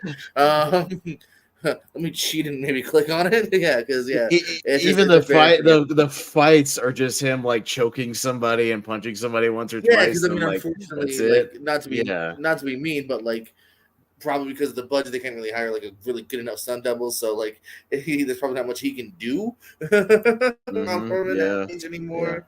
But yeah, like Elias Koteas, of course from TMT movies, Harvey Keitel. Yeah, I mean, it's just very forgettable, very just kind of whatever. Somehow got actually a bit of a theater run too. It was one of those where like, I saw it in a double feature that and Thursday night it opened, and I didn't even know what it was. I just went and watched it because I watch everything in theaters. So I just saw it. Yeah, it was something to watch. I was like, okay. It was just no, it was even one of those I almost went and saw because it was just one of those like, Yeah. well, if you want to go to the movies this week, here's one of your like 5 options. Yeah, right. So, but I waited for Hulu, another Hulu one for me. Yeah, it's just bland. Yeah, I don't have much to add. It's just there. It's forgettable. Meh. Yeah, but I've seen it. What's your 17? Let's see. We got. Has anyone heard or seen of "Till Death Do Us Part"? No, I don't think so. I don't think I saw that. All right, not on my 113. So, directed VOD, and then not too long later, directed Tubi. As far as the streamer that I saw it on, so not a great sign. But it's a 2023 original on Tubi here. Basically, it starts. It's got kind of a good like end cap bookend sequences because basically it's kind of like Kill Bill in a way where like the bride is and they're both kind of like assassins and they fall for each other, but then she kind of wants out. She leaves the bride or she leaves the groom at the altar, and now he sends the groomsmen who are also assassins to go find her. And then also towards the end, of course, they meet up as well. And that sounds fine enough here, but it just again, it's just very cookie cutter as far as we've seen this done better. Some of the assassins have kind of a quirk, but then they'll have like one joke and hammered in. One of them's a smaller person, and those jokes are very on the nose. And then the sequences, there's just not much more to it than like, oh, one of them comes across them, they fight a little bit, she probably kills that person, move on, and another person comes up on her, they'll fight, and she probably kill that guy.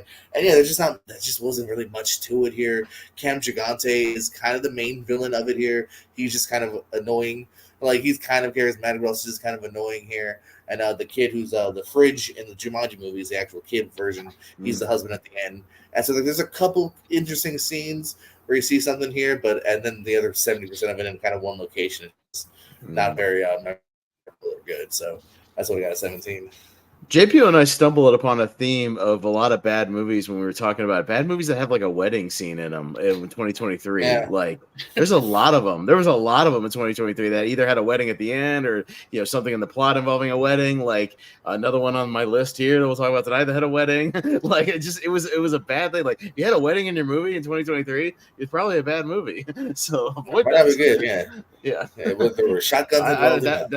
That was the one through line. It was strange. I don't know, a thing that emerged. So, All right. Well, is there a wedding in number 16, Jordan?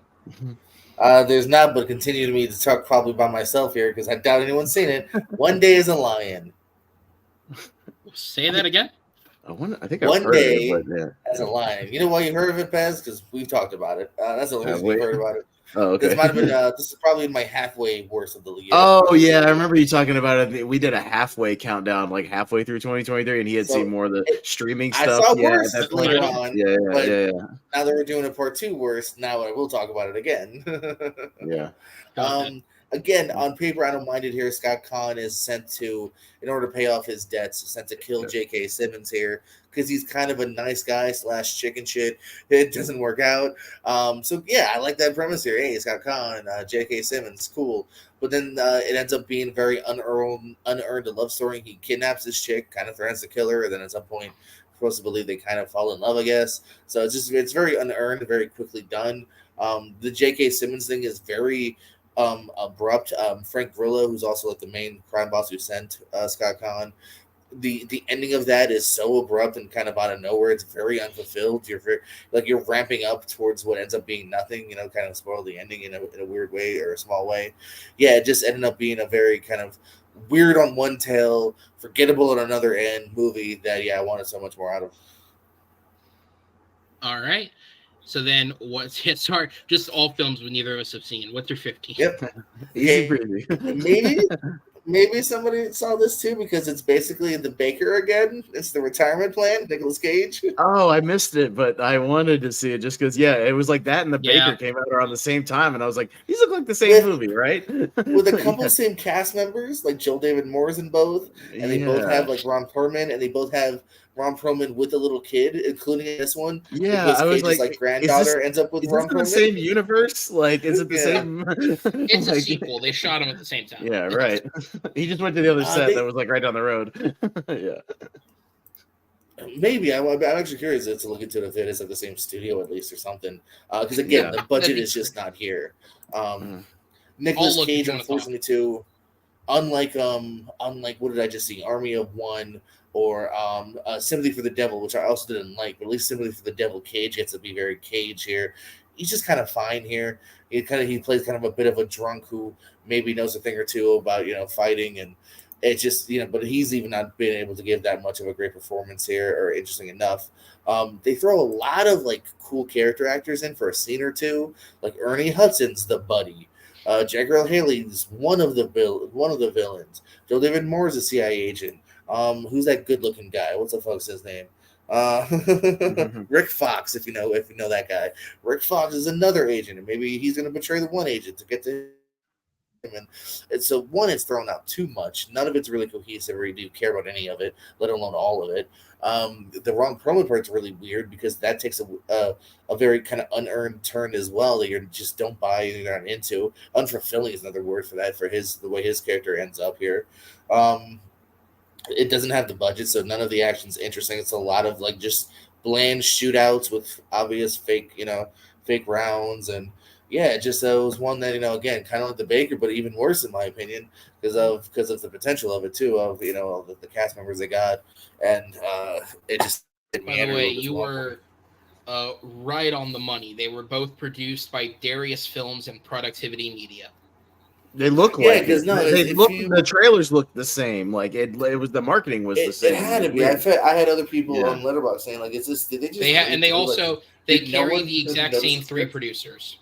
Yeah, there you go. Yeah, so it's really weird that they decided like there's some really weirdly strange direct elements, including again Perlman looking after a little kid in both. In this one though, he's a bit of a villain here. Although they try to redeem him, but then at some point they go, fuck it, he's evil again. So I don't like the way his shout out to Doug Murray, William G. Santor, and Nicholas Tabarrok. You made A-list twice. You made this twice, buddies. Hey, they weren't the worst though. I wonder, JPO, if they were like, how you see those Redbox movies with like people in them, like that just got these like weird out of nowhere theatrical runs for a week. Yeah. But it was definitely something you see at the Redbox, like the retirement plan with Nick Cage, the Baker with Ron Perlman. These feel like Vertical Entertainment should have made them. It feels like it's a perfect kind of directed streaming, directed Redbox, where like it got my view because again, look at that cast, look at Nicolas Cage. I'm like, all right, maybe. Nick Cage is so hard to decide if the movie's good anymore. Yeah, right. All right. Well, if that's it, we'll go ahead and jump on over pretty quick there when we haven't seen most of what he suggested. Right. So we'll go ahead and jump on over to Austin's number 18 then, sir. What do you got? A couple of these, JPO, in this bracket will be quick, because some of these were also on that halfway through the year thing we did that just got bumped out, because I saw worse stuff like later in the year. So some of these will sound familiar. But my number 18 is Liam Neeson's Retribution. Did anybody remember this or see I this? skipped. That's That another one I is skipped. a punt. Oh, a punt. Okay, cool. Nice. So we can save that one. Nice, finally. That is a punt. All right. First one of the night.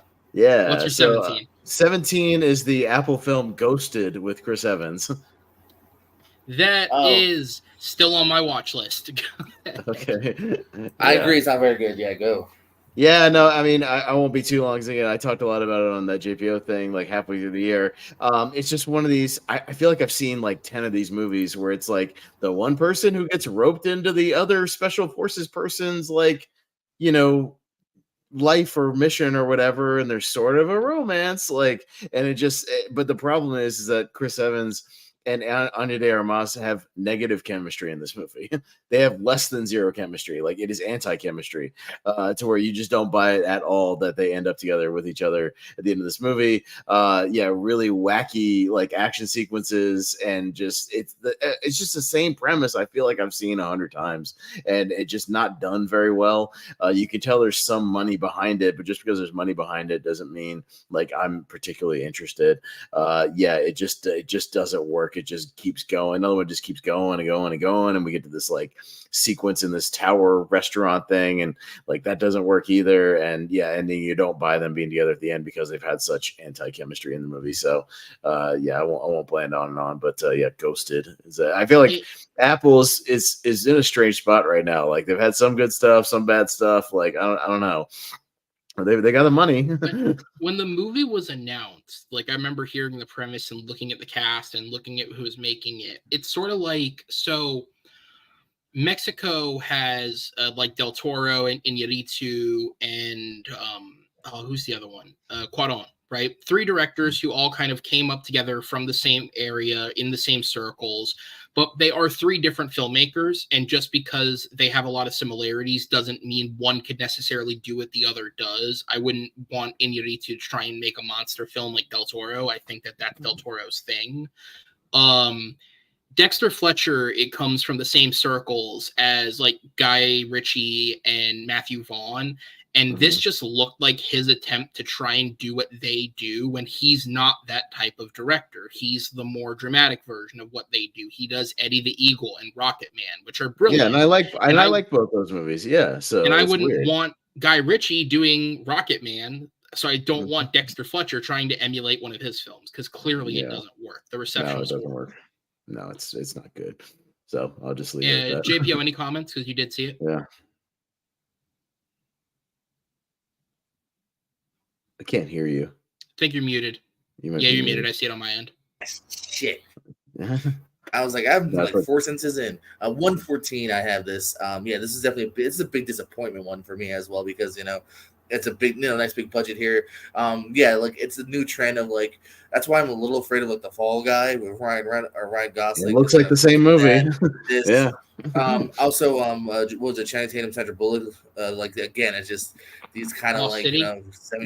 Lost City. Like it's these 2 kind of action rom-coms that don't totally work for me, and I like Lost City more than this, and I didn't love Lost City. But this one here, just the laughs don't land here. You don't necessarily. I don't even know if they don't have chemistry, in my opinion, as much as I just didn't believe it. Maybe based on the script too, I think is the problem. The way these 2 work together here. A couple kind of fun but like very gratuitous cameos too. They do that at one point where like it's fun just because you're like, hey, it's this person, I know that person. But again, they don't necessarily do like that much with them, other than like, yeah, it's cool that he was in there for a second. Another big disappointment here. Yeah, it might be the worst Apple movie yet too. Usually Apple had a good track record. I haven't seen either of these. I'm just going off word of mouth. It seems like it has to be either this or the Wahlberg one that came out at Christmas. Oh, the family one though? Yeah, I heard that wasn't very good either. Yeah, well, that looked more like a PG like action family film. Yeah. Yeah. By the way, completely disconnected from this list, but Mark Wahlberg, stop talking to the press. I just saw that he made a comment about regretting doing Boogie Nights because it's not something his family can watch. And it's like, brother, Bro, you can't be like that. Like, Really? come who on. cares? Like, what? Like, who gives a shit, bro? Like, Dude, Great. just So this so is yeah. stupid. only going to make really You- shitty family films for the To rest of his quote life. Dirk Yeah. Diggler, you're a star. Who cares? Because Yeah, man. he Show found that fake Jesus love. and he's a family guy now, so now he's just gonna make like Listen- shitty bland family Listen, movies. Father Stu. Yeah, Quit your shit. I know. Relax. But anyway, Wow. Father Stu, co-starring Mel Gibson, a real family man. Yeah. With that Yeah, said, sugar Austin, tits. what's your 16? 16 is another one me and JPO kind of talked about halfway through the year. It just got booted out because I saw worse, including from Marvel. Is Ant-Man and the Wasp: Quantumania. It's not I on mine, like the movie JPO. to a degree. I like it to a Yeah, degree. I'm kind of on your level. No. This movie's just painfully bad again for me.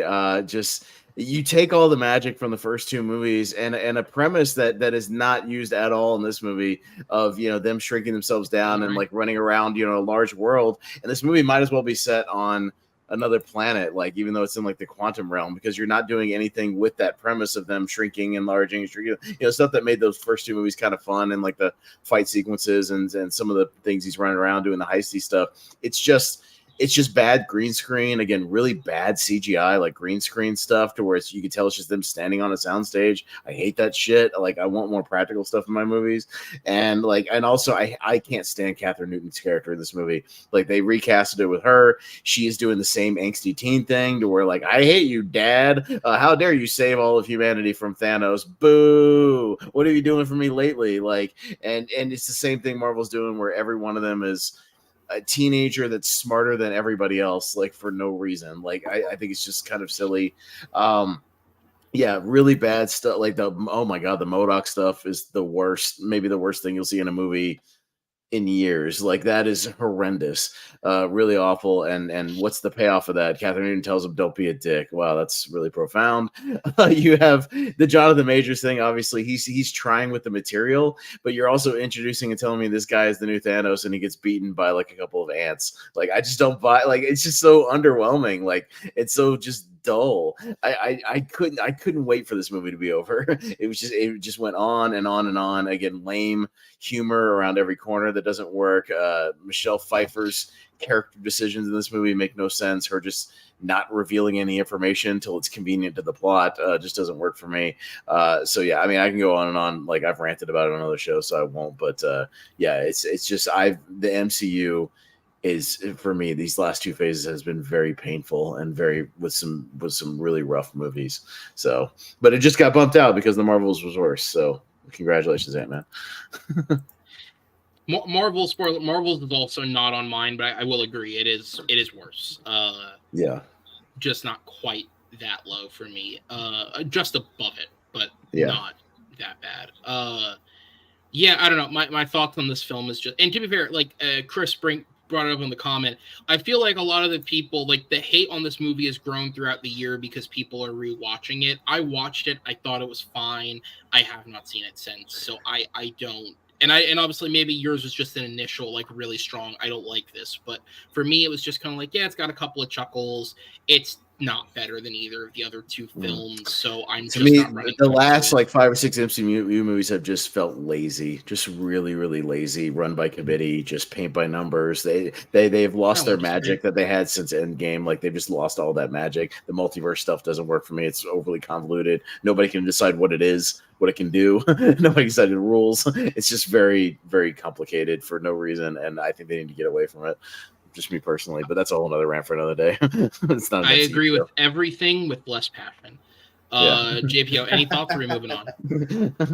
I got to say 54. I think it's enough to where, like, I still enjoyed hanging out with Paul Rudd. I thought Kang was actually a decent enough villain here. Some of the side characters, some get more wasted than others here. So yeah, it's definitely a little more hollow. It's definitely, I think, you could have put any superhero in this movie here too. I feel like they underused the actual Ant-Man, like, lore and whatnot, as in, like, they didn't even have fun with the Ant-Man philosophy, because now everyone's kind of the same size for 90% of it and whatnot. So yeah, it's definitely kind of like my disappointment list, but as far as like everything else I've seen, it's definitely way worse. Yeah. So what is then, Austin, number 15? Another one me and JPO talked about on that halfway of the year. I just saw worse stuff. The Dennis Quaid, Heather Graham pseudo Christian movie On a Wing and a Prayer. Sort of based on a true story about the Kudos to plane Heather thing. Graham, though, who can have her cake and eat it too. Because if she's in a Christian movie, her other movie was she was topless in and she was killing people. So good for her. There you go. Yeah, she's not all in on. Yeah, I feel like Dennis Quaid is going all in on that, like Kevin Sorbo, though. He's starting to. Yeah. The only thing I know about this movie was Amazon released it, and it came out the same weekend as Air, and only one of them went to theaters, and that's all I needed to know. Yeah. and normally I don't bother with a lot of these like pure flicksy kind of Christian movies, like whatever, like unless they go to a theater and like get a release. I've seen the God's Out Dead movies. I mean, obviously they're not good, but usually I don't bother with them because again, they're very like limited. Like who cares? But yeah, this one it kept every time I opened up Prime, it was like on the head thing for a while, and I was like, all right, well, fine, I'll watch it, and it's not good. It's again bad special effects. You better watch Ricky Snicky. Okay. Yeah, is that the headline right now? And I was like, okay, well, Dennis Quaid can either he's a mix, but he can either be like good or horrendous. Like it's one or the other. Yeah, I feel like he's not much in between. Just there's zero tension whatsoever for the premise that they've got. We cut, awkwardly to all these other little subplots. We got these two kids like somehow following the progress of this over these like radios and whatnot, and that plot goes nowhere because it's not like they chime in with a piece of advice or something that saves them. They just are just there just to fill time. I don't understand what the point of it is, because there's only so much you can do with them sitting in a cockpit, radioing on how to fly a plane, artificially thrown in stuff for tension with like an asthma attack or like an allergy attack with an EpiPen. Like it's just that's the tension you get in this movie. Oh man, is she gonna get to her EpiPen in time? Who knows? Like that's the kind of level of junk we get in this movie. It's not good. Again, normally I wouldn't bother, but I was just like, oh my god, this is painfully terrible. I talked about it with JP already, so I've already gone into it. But yeah, it's not. I'm great. Assuming you didn't see it, Jordan. No, I have no interest in movies like this normally, so no. Yeah, I mean, it is what it is. Fair enough. All right, so that'll move it on then to my number 18. This one will be quick because, quite frankly, so this was a similar thing of I opened Netflix. This was the movie they recommended to me. I like the actor enough that I was like, okay, I'm halfway curious. And then I looked it up, and I want to pull up the name just to be correct. And the director of it was like someone who'd made real movies before. And so I was like, all right, I'll give it a chance. And it's just basic, shitty, worthless cannon fodder. The movie's called Doggone. Get it? Because doggone, but doggone. It's a pun. It stars Rob Lowe. It co-stars Rob Lowe. He's technically not the star of the film. And it's directed by Stephen Herrick, who is most known for doing Bill and Ted, among many other things. The basic premise of the film, a kid who's lonely and gets rejected by a girl decides to get a dog. The dog winds up having a medical issue that requires him to have shots every month. Dog goes for a walk, chases after like a fox or some shit, and gets lost in the woods. Cue melodrama about he's my friend, I love him, he's all I have, will he survive? Dog survives. There's nothing unique, there's nothing intriguing. Rob Lowe's look, his sex tape had a better performance than this movie, and his court case about the nanny had a better performance than this movie. He's just on autopilot, and the movie itself is just a basic screenplay schlock. Stephen Herrick, I don't know why you're directing things like this. You probably deserve better. Netflix has a couple of directors, though, get roped into these things. Like Mark Steven Johnson, the guy who did Daredevil, has done like Netflix rom-coms. Like they've roped some weird people into these things, and it's just a bland, shitty film. There's not much to be said. Hey, JPO, Stephen Herrick directed the Triple H film The Chaperone. You've probably seen that, right? Oh, so the dude's obviously on the down. Yeah. Yeah, he's on the down. Yeah, he directed Into the Blue 2. He directed a cutting edge sequel, Fire and Ice. Yeah, he directed that Man of the House bad Tommy Lee Jones movie. Yeah, he's not been doing great. Yeah, the last like 20 years or so, and just a lot of TV in between. Yeah, he started out okay. Yeah, he did Bill and Ted. Did Critters, which I like Critters. Don't Tell Mom the Babysitter's Dead. I know has its fans, and that has a Mighty remake coming Ducks, out. Holland Yeah, Mighty Opus. Duck. I like Mighty Ducks. That Three Musketeers Disney movie is like good from '93. Mr. Holland's Opus. Like he had a good run for a little while, like not bad, and then he made Holy Man, and that's where it all went downhill. So there you go. Oh my god! I'm assuming neither of you movies saw in this crap. between The Chaperone and Doggone. I haven't heard of any of these. Jinx, The Great Gilly Hopkins, Coat of Many Colors, Christmas of Many Colors. There's a sequel. Save the Time Next Christmas, Afterlife of the Party. I've never even heard of any of these. Yeah. Afterlife of the Party was also a Netflix film. Oh yeah. Yeah. Oh, that makes sense. That's right. Yeah, sure. Fucking Victoria Justice. All right. Yeah. Hey man, shut up. Zoe 101's great. All right. I never saw it. It was before my or after my time. Mm-hmm. Let's just put it this way. Even she didn't go back for that reunion movie. My number 17. Book Club, The Next Chapter. I didn't watch that shit. I'm sorry. Dude. My grandma passed away, R.I.P. Nana. I didn't see it, so I didn't watch it. Look, I have Regal Unlimited, and I didn't even see that shit, bro. Like, come on, like I'm not that desperate. I'll skip the occasional movie, even with Unlimited. I'll skip the occasional movie, and that's one of them. I was just like, yeah, I had time. I saw the first one. I had an obligation to see this, so no, you didn't. No, I didn't. What can I say? If you saw the first one, it's the same movie, but in Italy. It's what the trailer looked like. I showed the whole movie. Honestly, the most interesting element of this film is one of the women. I forget who it is. It's like, I think it's like her husband dies. I don't remember if he's in the first one or not, but one of them had a husband who died. And throughout the film, she just has this roving list of love interests, like basically whatever city they're in, she gets a different love interest. And one of them is the guy who played Captain Pananka in The Phantom Menace, who I don't think I've seen in anything since The Phantom Menace. So when I saw his name in the credits, it's like, that looks familiar from like Geek Trivia. I was like, who's that? And I looked him up and I was like, no fucking shit. That is wild. That guy is Phantom Menace and Book Club, The Next Chapter to his filmography. Kudos, bro. Otherwise, yeah, no, this is just another cannon fodder bad movie. Like it has an audience, and apparently the audience that this is made for really enjoys this. But I saw the first Book Club, and I saw 80 for Brady, and I've seen one or two other of these, and this is worse. This is the same shit as like.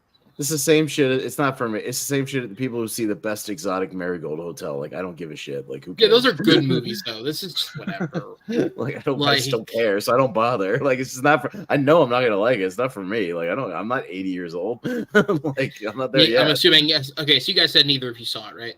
No. All right. Let's try a film. Maybe JPO saw 160 movies and didn't watch that. Like, I saw 113 movies and didn't bother to watch Book Club, The Next Chapter. Like, fuck that. I saw almost everything that came out in theaters this year. I saw like 95% of movies that came out in theaters. I saw. I didn't watch Book Club, The Next Chapter. Hell no. All right. Then let's take a shot on something you did see, because this was a wide release and a wide release failure, I believe. 65 is my number 16. I like 65. I'll die on that hill. Okay, so I'm not going to say I don't get it, but for me, I just found this movie boring. Like, the dinosaur stuff was whatever, but it's I don't know. I just didn't find it really unique or intriguing compared to other blockbuster fodder that I could have watched. I think Driver's doing his best with the performance, but the movie fails itself the moment it decides to make its two lead characters not speak the same language, because the problem is you have a film that is just two characters who have to spend the entirety of the film communicating by way of being frustrated because they can't communicate.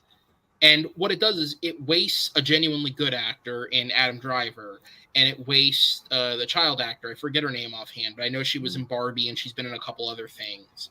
And I don't think she's a bad actress by any means. But again, in this, it's like there's nothing that she can really do because she's stuck playing a character. There we go. Thank you. She's stuck playing a character that cannot communicate. And so I think it takes any human element out of the film because of the way they set it up. And then I also just don't think it's Scott Beck and Brian Woods. I think are the guys who made it. They're good writers. Like A Quiet Place is a really intriguing premise, and I think they have good ideas. Even 65 on paper is not a bad idea. I just don't think they're engaging directors. I think they just made, for me at least generally, a very boring action film. To me, if you release this movie in the 90s, it becomes like it has a following. Like this is a lost art, a lost type of movie that I miss, which is the self-contained, not trying to be part of a franchise, 90-minute like self-contained little sci-fi movie that I like. It's just its own thing. It's not connected to any larger universe. It's not trying to be anything that it's not. It's a simple premise. He exists on the other side of the universe or whatever. He comes here because of time displacement. He's in Earth 65 million years ago or whatever, but he comes from an advanced society. Like, again, a decent premise, and he just happens to land on Earth with dinosaurs about to go into the extinction period or whatever. And again, a good premise that I think doesn't overstay its welcome. I think the actual dinosaur effects are pretty good, and again, I don't mind just kind of a one location like survival movie. Yeah, I like a good survival movie. So like it's a sci-fi survival movie, which I like. And look, it doesn't. It's 93 minutes, dude. Like, I miss movies like this that just get in and get out and don't waste your fucking. Every other movie is 2.5 hours now, and it bugs me. What? And try and be too much. It's interesting the way that you frame that, and I'm gonna put this down to maybe an age thing, because I don't have a nostalgia for that type of film because I wasn't alive when that type of film was being made. So I just look at the film, and some of them I do like. You're right. There's some great action films that are just one-off, 90-minute, whatever. But I just didn't find this enjoyable. Whereas I can see through a lens of this is decent enough, and it reminds you of something that it doesn't get made anymore. Because you're right, this is really unique in Hollywood. And these are like these. It's like a mid-budget. It's like $40 or $50 million. Like, and again, these movies just don't get made anymore. And I appreciated it for what it was. Like, in a world where producers, I mean, look, Madam Web just happened, right? And we all know what Sony played their part in that piece of shit. In a world where producers are putting themselves in positions to be villainized, I have to respect the fuck out of Sam Raimi for fighting for this film to be pushed a year so that they could make the CGI look proper. That is not something a lot of people would go to bat for, and I respect him for doing it. Even if I didn't love the movie, I respect him for fighting to try and make the film as good as possible. I would love to see a premise like this done again, and it seems like dinosaur movies are a thing that Hollywood is trying to bring back. I would just maybe put better filmmakers in the director's chair. So, yeah. I got it at, I was going to say real quick, I got it at my 120. I'm kind of more with you, Aaron. I just didn't really do much for me here. I don't catch myself going back to it anytime soon. I don't think Adam Driver is really the right choice for it. I don't think he fit this kind of solo action kind of flick. The whole thing kind of dragged for me. All right. So then we'll move on to my number 15, which is the Christmas Christian musical Journey to Bethlehem. No, I didn't see that, but I saw Jingle Smells. I saw Dix the musical. I also saw Dix the musical, but I didn't buy it. Again, Journey to Bethlehem, it's like, I just was like, why bother? Like a musical and a Christian movie? Like, no. I can't be bothered. I just can't. I got better things to do with my time. I just can't. I saw this movie for the sole purpose of Antonio Banderas is in it and singing, and I just had to see how it went. And the answer is that part of it, not horribly. And credit to the cast where it's due. I mean, a lot of these people, it's a mix of like Christian musicians that are being cast in it, and the main kid, Milo Manheim, comes from Disney Channel, and like it's not a horrible cast. It's just it is what it is, right? It's a Christian studio musical film. It's a telling of the birth of Jesus by way of musical. It's not very well made.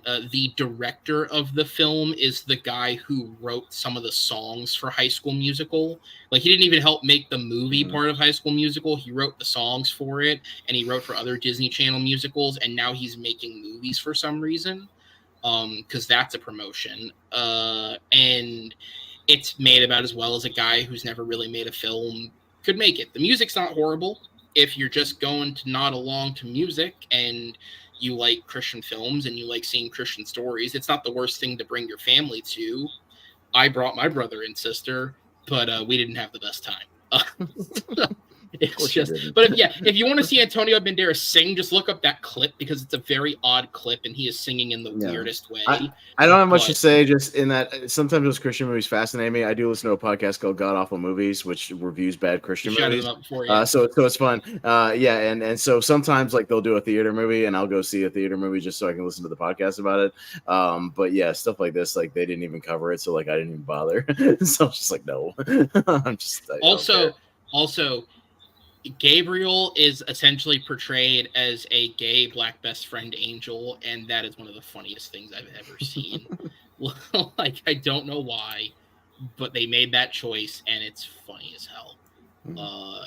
So yeah, with that said, that's my number 15. So we are at the bottom 3 of the next worst. So we're going to number 14. We're going to rotate through here. For what it's worth, we still only have 6 films that crossed over and 1 film that's on all 3 of our lists. So can we clean this up? Jordan, what's your 14? I don't know. I got one I know should be some crossover. Because now I got to talk about Hypnotic. Yay! That is also... So, Austin, is it your number 12? It's my number 12, yes. Okay, yes. So we're going to punt. Yeah, because it was on our 12, if JP remembers, on our Movie Hero show. Yeah. Because I barely skirted it in there because I was like, yeah, but I had fun with it, so I can't put it like at the top. Yeah, exactly. It's one so it'll be on here, but yeah, like go ahead, JP. But yeah, it's my number 12. Because hold on, because it's his technical number 1, we're going to punt it, okay? Okay, sounds good. Cool. All right, so we'll punt that. Then we'll go to your 14, Austin. Another movie me and JPO talked about earlier in the year. Again, it just dropped down a couple of notches. Shotgun Wedding with Jennifer Lopez. Another Amazon. I did not see it because I don't like J-Lo as an actress. So I have it even lower. I have it in my first set. So yeah, you're right. So there we go. More crossover. Another wedding movie. Yeah, and an unearned one for sure. Because this whole movie is and who was it? Josh Duhamel? Is that? Duhamel. Okay. Yeah. Armie Hammer replacement. Right. So, and it's them, this couple like basically having a falling out like at the beginning of the movie as they're about to get married, and this absurd premise of these like terrorists taking over this island that they've rented out for like this wedding, and it's just again action that doesn't work and a silly premise that doesn't work, annoying characters, side characters that don't do anything but stand in a pool for most of the movie being held hostage, which is like, what? That's just not a choice. Hey, everybody get in the pool and just stand there for the whole movie. That must have sucked. But yeah, and again, the main thing is Jennifer Lopez and Josh Duhamel have no chemistry. They actively don't like each other, like even in character. They're just screaming at each other the whole time. And when you get to the end, and sorry if I'm going to spoil Shotgun Wedding, but I don't care.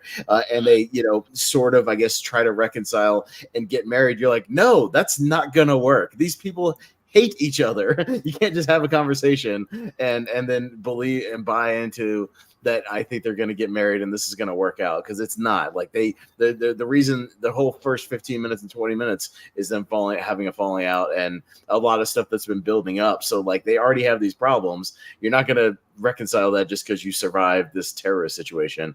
So it's just not good. It's absurd to the highest degree. Bad leads. I mean, I guess the best thing about it is that there's that one sequence that goes around on like the Facebook reels of Jennifer Lopez in the boy shorts, like leaning over trying to seduce Josh Duhamel. That's about the best thing to come out of this movie. So yeah. JPO. I have this even lower. I kind of just tested this one a lot here. I don't mind the two. I think they both, they're both perfect for like a funny rom-com. But yeah, the humor's flat, the action's flat. they bicker for the most part, and they jump pretty quickly into the bickering too. So you don't really care about these two as a couple. You're very like I would have been happy if they ended up being like, yeah, we don't really work together, do we? Well, at least we're not dead. Peace, instead of and then shoehorning them back together at the end, of course, spoiler.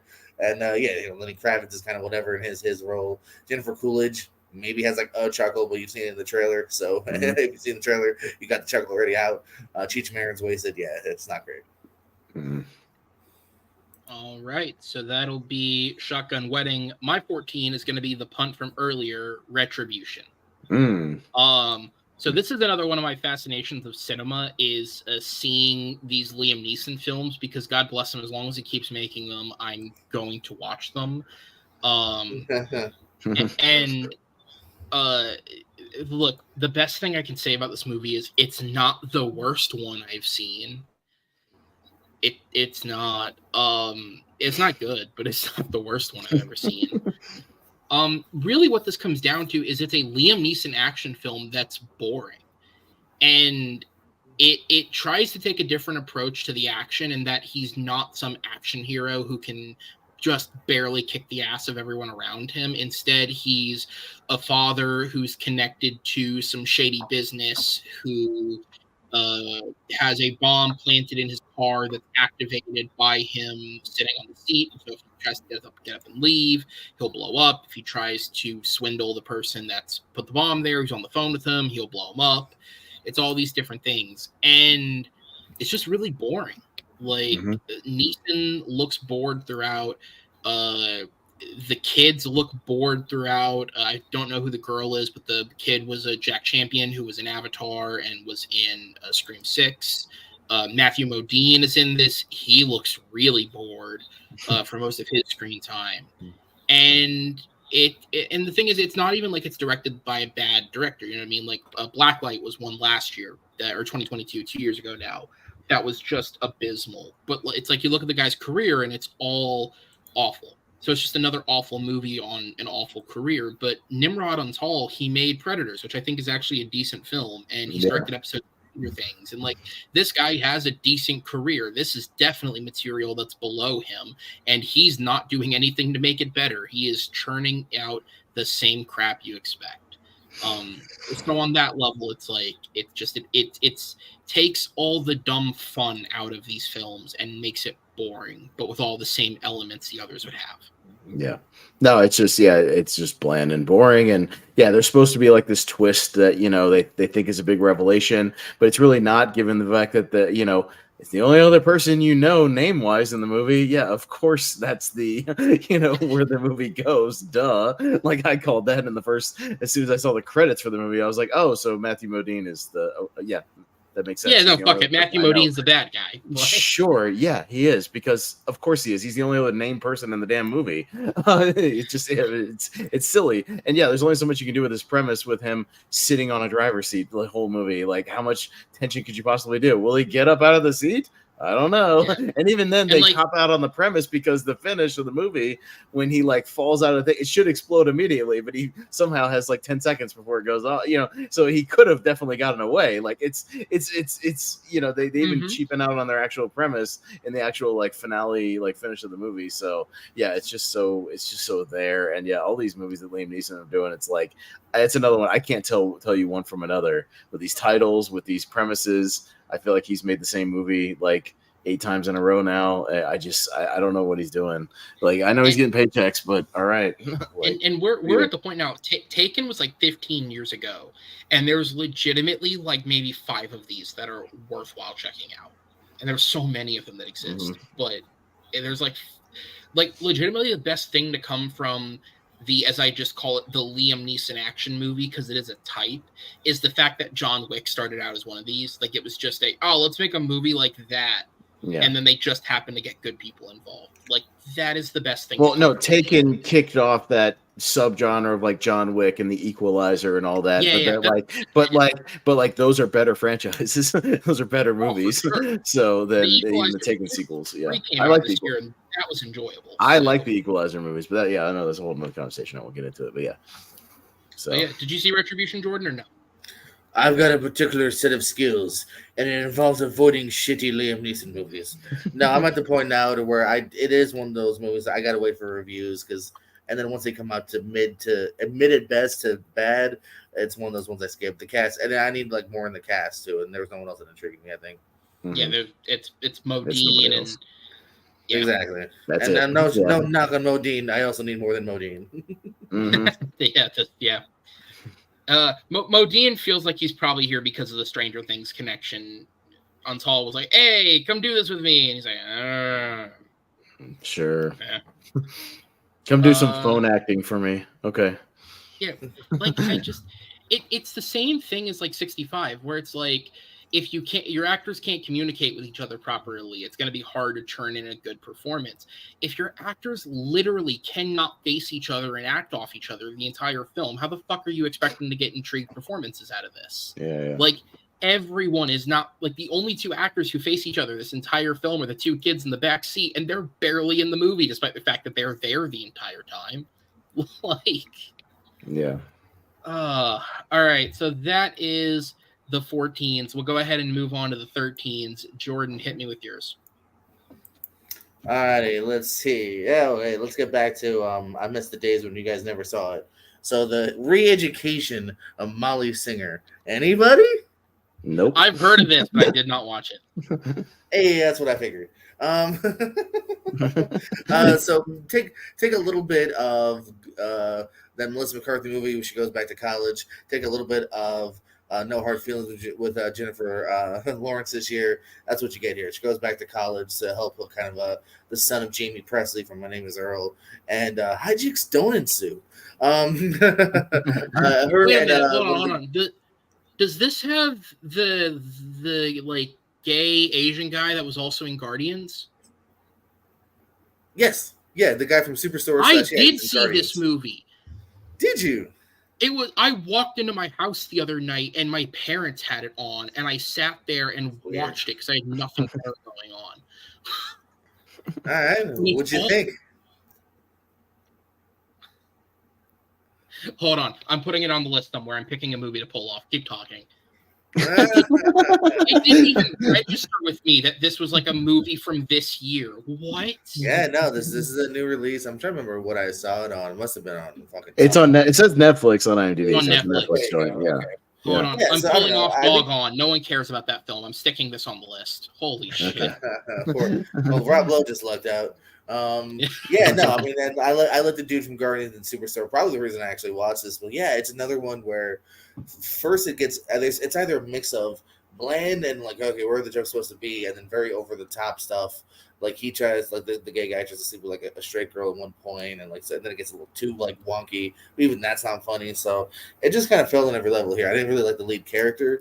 It's one that can again kind of like Robots, not as bad as Robots, where again like, am I supposed to like this person? It's our lead character, and like they're definitely wanting you to kind of cheer her on in the end, but you just don't care. Jamie Presley is underused. I thought she was going to blow up after My Name Was Earl, but unfortunately hasn't. And yeah, I just obviously really didn't like it. Really, I've done another thing that just kind of nothing. You just watch all the bad Netflix. I just don't watch Netflix a lot. Like, unless it's just something mainstream on there. Yeah, I know. I just don't watch all these random things that pop up in my Netflix feed. I just don't click on them. So yeah. So I just looked it up. Yeah, okay, so I did watch this. It did not even click with me that this was like from last year. No, so I was out and then walked into my room or like into the house, and my parents had like just started a movie, and it's funny enough, we were talking about Insidious. Ty Simpkins is like the kid that she's trying to help, I guess is the word you would use. Oh, really? Yeah, that's it. And I was like, oh, like I recognized him, and I forget who the girl is, but I recognized her as well. And I was like, Britt Robertson, Tomorrowland Girl. Yeah, Britt Robert. And I was like, oh, I'll watch. Why not? I got nothing better going on. I'll watch it with you guys. And it's awful. I mean, like, I love my parents. They are the type of people who will put something on the TV and just pay so little attention that like they'll laugh at it. My dad likes Green Lantern. Like they're very just. If something that is entertaining enough to get them through, they will put it on and enjoy it. Aaron, and then they think something's good when they're really paying attention. Do you remember the mascot that gets kidnapped? Yes. Do you know who that is? No, the actor. Who is it? It's the little boy from Jerry Maguire. It's Jonathan Lipnicki. That's Lipnicki. Yeah, that's Lipnicki grown up. Yeah. Holy shit, he looks good. Good for him. He looks very young. Like he looks like he's still in college, even though he should have been rather older than that by now. Oh, he's No, he's got to be. definitely older than that. But yeah, he's got to be in He's his got to late be in his 30s by now. late 20s, early 30s at this point. But Yeah. no shit, that's who that was. Oh shit. Yeah, Jonathan Lipnicki in a small part. Yeah. Yeah. So yeah, it's unfunny. It's an unfunny comedy. Even the bits that are like sort of funny go on for too long. Like this whole intense drinking game they do in the middle. It's like at first there's like a chuckle to it. You're like, okay, whatever. And then it goes on for like 6 minutes and you're just like, oh, hurry the fuck up. Get over this already. And then, yeah, of course, the main character is an asshole. It seems like they were trying to go for like what I think you said this earlier, what Jennifer Lawrence did with like No Hard Feelings, but they forgot to implement any amount of likability in her character. Yeah. No, So, you obviously they want you to at the end, but like you don't. They missed the boat. Yeah. Yeah. So, wow. You awokened a memory. Jonathan Lipnicki, by the way, another movie with a wrestler connection because JPL will watch anything with a wrestler. Yeah, Boone, the bounty hunter. He's in that movie with John Morrison and Rampage Jackson. So yeah, there you go. Holy shit! Yeah, he's only Rampage Jackson was being put in films. Still is 1990, baby, just like me and Lipnicki, so same age. Mm-hmm. Oh, all right. Well, there we go. Not Stamos. Rob Lowe, you escaped the list because that's a film that literally nobody saw. Yeah, that movie goes on there. So anything else? I just wonder if Rob Lowe's happy or offended that he's not on the list anymore. Probably happy. I'm good. He's busy doing that floor game show, so he doesn't care. He's making money. Yeah. Austin, what's your 13? My 13, I teased a little more Statham, is the Meg 2, The Trench. Oh, see, this was the one that I didn't see. Yeah, it's Give up. it's I can see why you did half of it because boy, do you have again another ready-made premise that you could jump all over for a sequel. Because they God knows they didn't do the original one. The premise of this giant shark causing havoc any justice in that first movie. But I saw the trailers, I was like, oh, the Megs are actually running rampant and going after people and eating, causing havoc. Yeah, that's in the last 20 minutes of this movie, of a 2-hour movie, and we're way more concerned with Jason Statham fending off like evil mining company people for an hour and a half, and it's just like, what the fuck are we doing? Like, you have this amazing like B-movie premise of like opening up this trench and having multiple Megs, having other like octopus creatures, giant squids, whatever. You could go all out with this thing, have a lot of fun, make a crazy creature feature. Again, I'm not expecting high art, but like give me the premise, like go all out, have them like rampaging, everywhere from coastal city to coastal city, and they do nothing with it in this movie, to make a comparison to a movie that was more widely seen than the Meg. Is it kind of like Jurassic World Dominion, where they give you a premise in the trailers and then it's locusts? Well, no, 100%, yeah, because at the end of Fallen Kingdom, you go, oh, the dinosaurs are out, like they're gonna start breeding. There's gonna be dinosaurs running everywhere. Like they teased it a little bit with that prologue they did, where it was like rampaging at a drive-in theater. They put out like that thing where it was at a campground, like one of them was at a campground, like wrecking shop. I was like, this is great. Like, yes, do that. Go from scene to scene, like show the dinosaurs running around malls. Like, I don't care. Like, just whatever. Like, I'm all in for that, dude. I love a great animal attack movie. Like, I'm all in. It's one of my strengths when we do Why We Love Horror. Like, I'm all in on animal attack movies. I love animal attack movies. But yeah, this movie's almost 2 hours, and you don't do any of that shit till like the last like 20 minutes. And yeah, we spend an hour and like 20 minutes of this movie of like Jason Statham again doing the same shit he does, being like action hero, but against people. And it's not the shit we want to see in this movie. It's them in all these like submarines, like having submarine chases, and then getting to like this base at the bottom of the trench, and again having hand-to-hand combat with these guys we don't give a shit about, like these evil mining company people. Like, I don't fucking care. Like, where are the Megs? Where are the goddamn sharks? Where are the octopuses? Where are the squids? Like, what are we doing? Like, when do we get to the good shit? And like, I was so frustrated. It's one of the most frustrating movies that I saw last year, just because of, you have this ready-made premise. They do nothing with it. By the time you get there, you're checked out. Like, you don't care anymore. And all the best bits were in the trailer anyway. So they do nothing with it. You just don't care. Like, this movie sucks. It sucks. And the first one wasn't great, but at least it had like a few things going for it. But yeah, you had a ready-made premise. You could have gone bonkers with it and just gone all out, had a little fun. Just give me, trench creatures wrecking shop, and they don't do it. And I was just like, I don't understand this movie. So yeah, it's not good. Not good. So make two. Yeah. All right. Anything to add, JPO? No, I was underwhelmed by the first one. Didn't get to this one, and at one point threw it on the streamer, and then found something else to do or fell asleep. I can't remember. Yeah, probably because they weren't doing any shark things for most of the movie, and you're just like, what the fuck? Come on, get to the damn sharks already. What are we doing? Why is this the plot? I don't understand it. So yeah, it's not good. All right. Well, so my number 13 is the still continued punt of Hypnotic. Yeah. So go ahead and go to Jordan. What is your number 12? All right, this is kind of apropos. Me and Pez bookended Calmatic. He started talking with white men. I'm going to end talking with fucking House Party. Yeah. I had it on my top 11, so I'm with you. That's also on my top 11. So that means we have 3. Only reason it's not in my top 11 is because I saw other random shit that was worse. But yeah, for a major release is easily in the top 10. And then start of the year too. This is one that kept on all of our lists at the very end here, January release here. Mm-hmm. Everything you guys have said in the past, from one, I just don't like these two leads. I don't find them funny. I don't find them charismatic. I didn't have fun with them. You should have fun with these two leads. Mm-hmm. You know what I mean? Kid and Play, they might not have been the most greatest actors, but like the main dude with the hair, was he Kid or Play? Which was the hair guy? That is Kid. Other one who is organizing the party is Play. All right. Yes, so that was short hair. Kid's actually like really fun and charming. Also, like kind of like a good guy. Like he doesn't take advantage of like the one girl. Like he's kind of a nice guy and whatnot. You at least like him. Here, I didn't really like either one of these two. I didn't want to hang out with them for the next hour and a half here. The cameos are just there just to be there. Other than Kid Cudi, who at least gets kind of something crazy to do. Everyone else is like, remember? And sometimes you go, no, I don't remember. So you're kind of screwed too if you don't happen to know who these fuckers are. Plus, even when they're not used correctly here. Even when LeBron shows up, I'm like, hey, at least we'll have some fun then. They have him played like uber serious, and then he just sends the guy to jail. Like, even that's a bit of a whimper. Yeah, it's not funny. It's very unnecessary. And like this actually, and here's the thing, this is unnecessary. I think you easily could and should maybe remake this or do a sequel at some point because it's kind of an easy premise.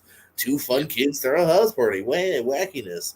Like it's an easily like sequelized movie or redoable movie here, but they did not find the right crew, cast, script, anything.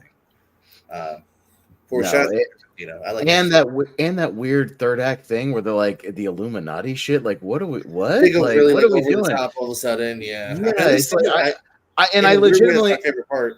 I asked you where I spaced out and I was like, how did they even get there in the first place? I didn't even remember. Real quickly, like, I don't even know how they got there. Like, and they pass their idea of comedy is just having a parade of cameos, and like that's not comedy. That's just like, hey, you and you, hey, and you. Mark Cuban. Hey, it's Mark Cuban. You're at the party. Hi, Walter Jones, Black Power Ranger. We're just gonna acknowledge that you were on Power Rangers and move on. Like, that's not comedy. Like, okay.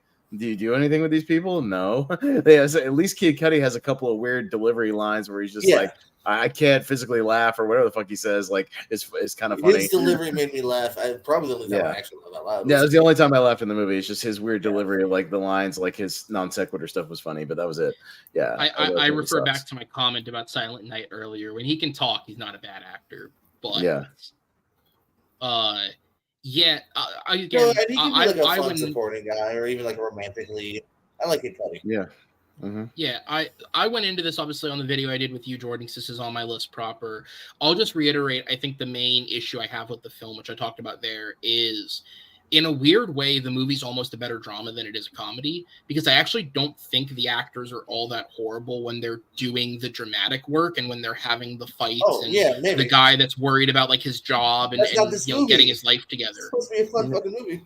Yeah. Yeah, like they gave, and I've never seen the original, but from what I understand, it is basically just a party film. It's two kids in high school. There's no heavy stakes in that movie. They're just trying to throw a party. Like that's it. The biggest group is constantly going after them, but even the groups feel like I'm a kick in. That's why when I heard the next film he did was White Men Can't Jump, I was like, that makes a bit more sense, because if you want to try and make a movie with story, at least that has a fucking story. Yeah, that has a weird move. And again, I don't think either of them are the worst actors in that part of the film, but this is a comedy. Mm-hmm. Yeah. They're wrong for the comedy, and that's what matters. And it's just a misfire because of it. All right, so that's that one. Austin, I'm going to skip the pattern for a second because I'm going to get mine out of the way, because you guys are not going to have it if my math is correct by this point. My number 12 is actually a film that I talked about on Jordan's episode, so I'm not going to go too deep into it. It got bumped out of my actual bottom of the list by another film, and this is Nick Cage's The Old Way. I didn't see it. And this is a Cage one I didn't see. I know Machine Gun Kelly's in it because he's in everything nowadays. Oh, that's right. Yeah. So this was just, to me, it's bland. Nick Cage in a Western sounds like something you would want to see, but his performance is very one note. There's not a lot going on. This movie features the actress Ryan Armstrong, I believe is her name, the one who was nominated for Firestarter and had the whole thing go down with that. Unfortunately, she's not much better here than she was in Firestarter. I hope for her sake, some acting classes in your future. But that would be. What was it? You got choppy again, Jimmy. Again, one day. He said something. You're right the first time. Yeah, no, and so it's just very. We were right the first time. But yeah, it's just very bland, is what it is. It's disappointing in that Nick Cage in a Western, and especially a Western where he's almost like a man with no name type of character, sounds like an intriguing premise that Cage should deliver on, but he just doesn't, because he's checked out, and it's just one of those movies where he chose not to care, and the movie's not the best to begin with. At least like I kind of heard about like Sympathy. Is it Sympathy to the Devil or what's it called? Sympathy for the Devil. For the Devil is like, it's not the best film, but Cage is engaged, and that makes it more watchable. Yeah, take it out of my list because it was close. I didn't like it that much, but it was Whereas here, he's just so tuned out and couldn't care less, and it does tear the movie down. But yeah, so that's The Old Way. That's my number 12, which does bring us to the one we all have in common, which is Austin's number 12. So I'll let him go first. Austin, you were the person that presented this film to me when we did a Battleground casual episode. Mm-hmm. Hypnotic. Go yes. ahead. Oh boy, the whole community. I turned as many people onto this movie as I could. As soon as this was another Regal mystery movie, ironically enough. And like I came out of this movie just like, this is one of those great bad movies. It was my favorite bad movie. So that's why I can't put it like too high on the list, because it was my favorite bad movie of 2023, to where like I will go back and watch this movie again, like for kicks, just to study it and like as a fascinating like just piece of film, because it's a $90 million Robert Rodriguez movie with Ben Affleck, with again another parade of like other people in small supporting roles, but it feels like a movie from like 2003, and apparently Robert Rodriguez wrote this script in 2003, which makes total sense because it feels like a Paycheck type movie, like literally Paycheck, like with Ben Affleck, like not like he did it for the pay. I probably did, but like it feels like one of those movies he made back in the day, like or he would make back then. And it looks bland. It's got this like gray tint on it. It feels like that early 2000s digital feel, like that a lot of those movies had back then. Everybody, it was Alice Braga, like she's like the chick in the movie, right? She speaks in nothing but exposition. Every single word that comes out of her mouth is a piece of exposition, and really poorly constructed exposition, by the way. Ben Affleck looks completely asleep. Like he is checked out of this movie. Like he is literally, you can see him like fluttering and falling asleep in this movie. William Fichtner's at least trying, like he's trying to do something with the material. Like he could have been an interesting villain and whatnot. You have a decent premise here with a guy that can like influence people to do like weird things and whatnot. Like it's not a bad premise like for a movie, but they do nothing with the premise, and then what they actually do with it, the twists and turns in the fucking second half of this movie, the third act, are baffling. Like it is insanity when they get there. It feels like an original premise that was written 20 years ago.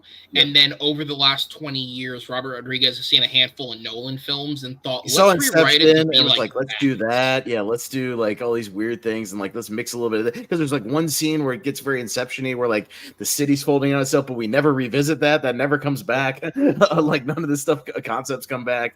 All the twists and turns that they bombard you with twists like in the last 30 minutes. And then there's almost like after another. Like a Tenet element of like the secret government stuff going on.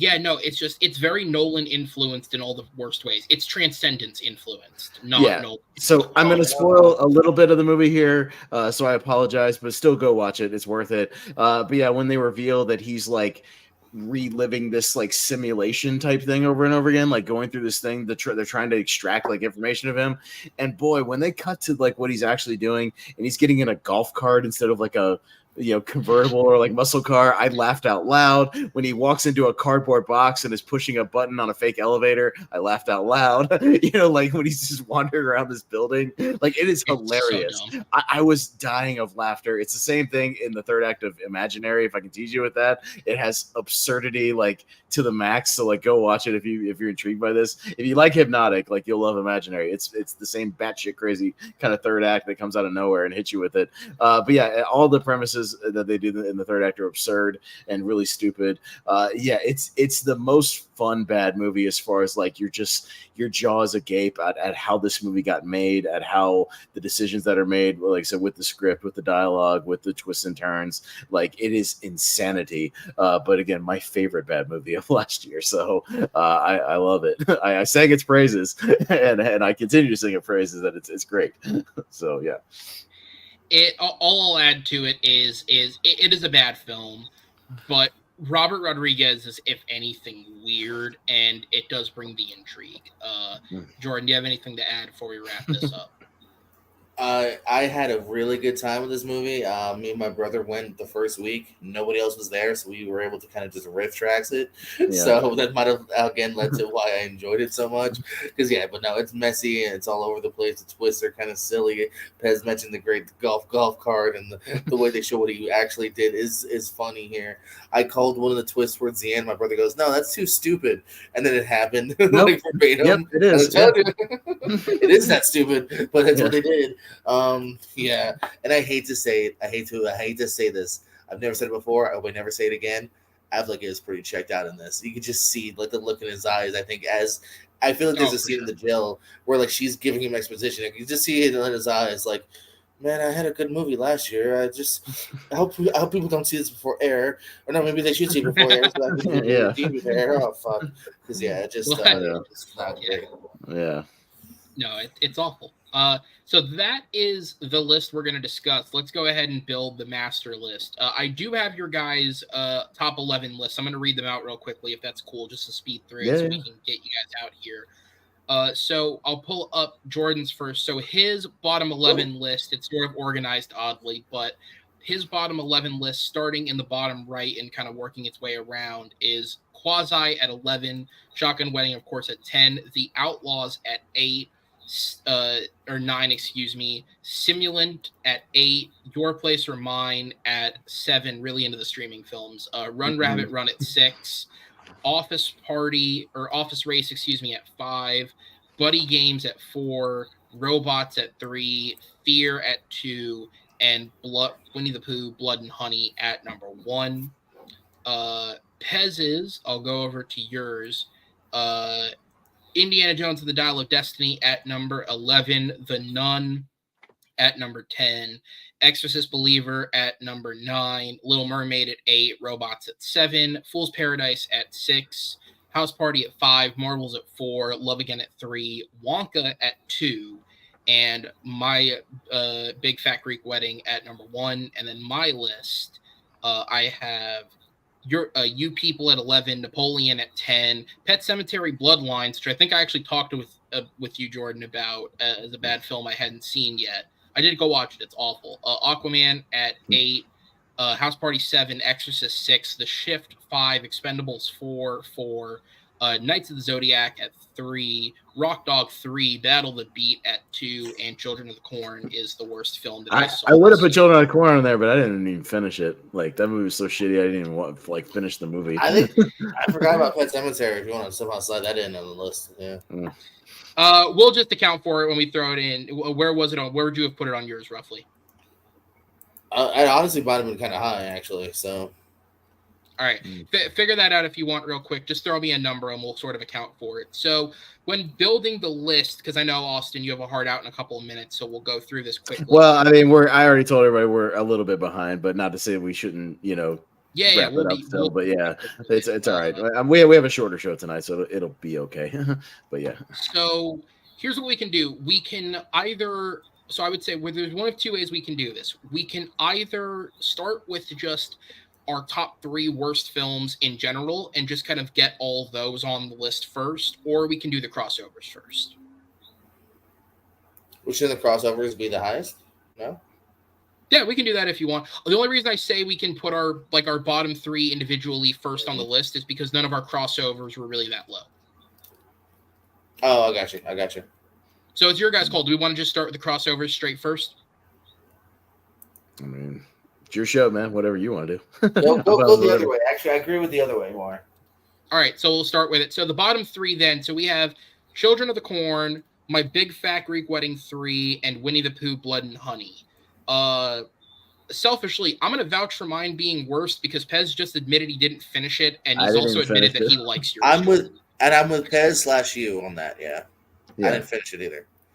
Okay, so I'm going to put mine as the worst, considering you guys didn't finish it. And I want to stress once again, I've never said Winnie the Pooh, Blood and Honey is a good movie. I just said okay, but when I saw it in the theater and we laughed and had a good time laughing at it, so I had a better experience than most people who sat at home and just watched it by themselves. That's all I've ever said. That's all I've ever said.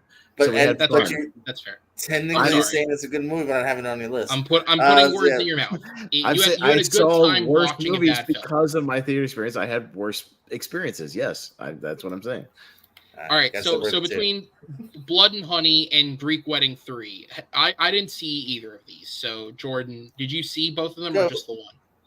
I did the same thing with Children of the Corn. So you can put a Wedding next and then Blood 3. Mm-hmm. Okay, gotcha. So, My Big Fat Greek Wedding 3. Why are there?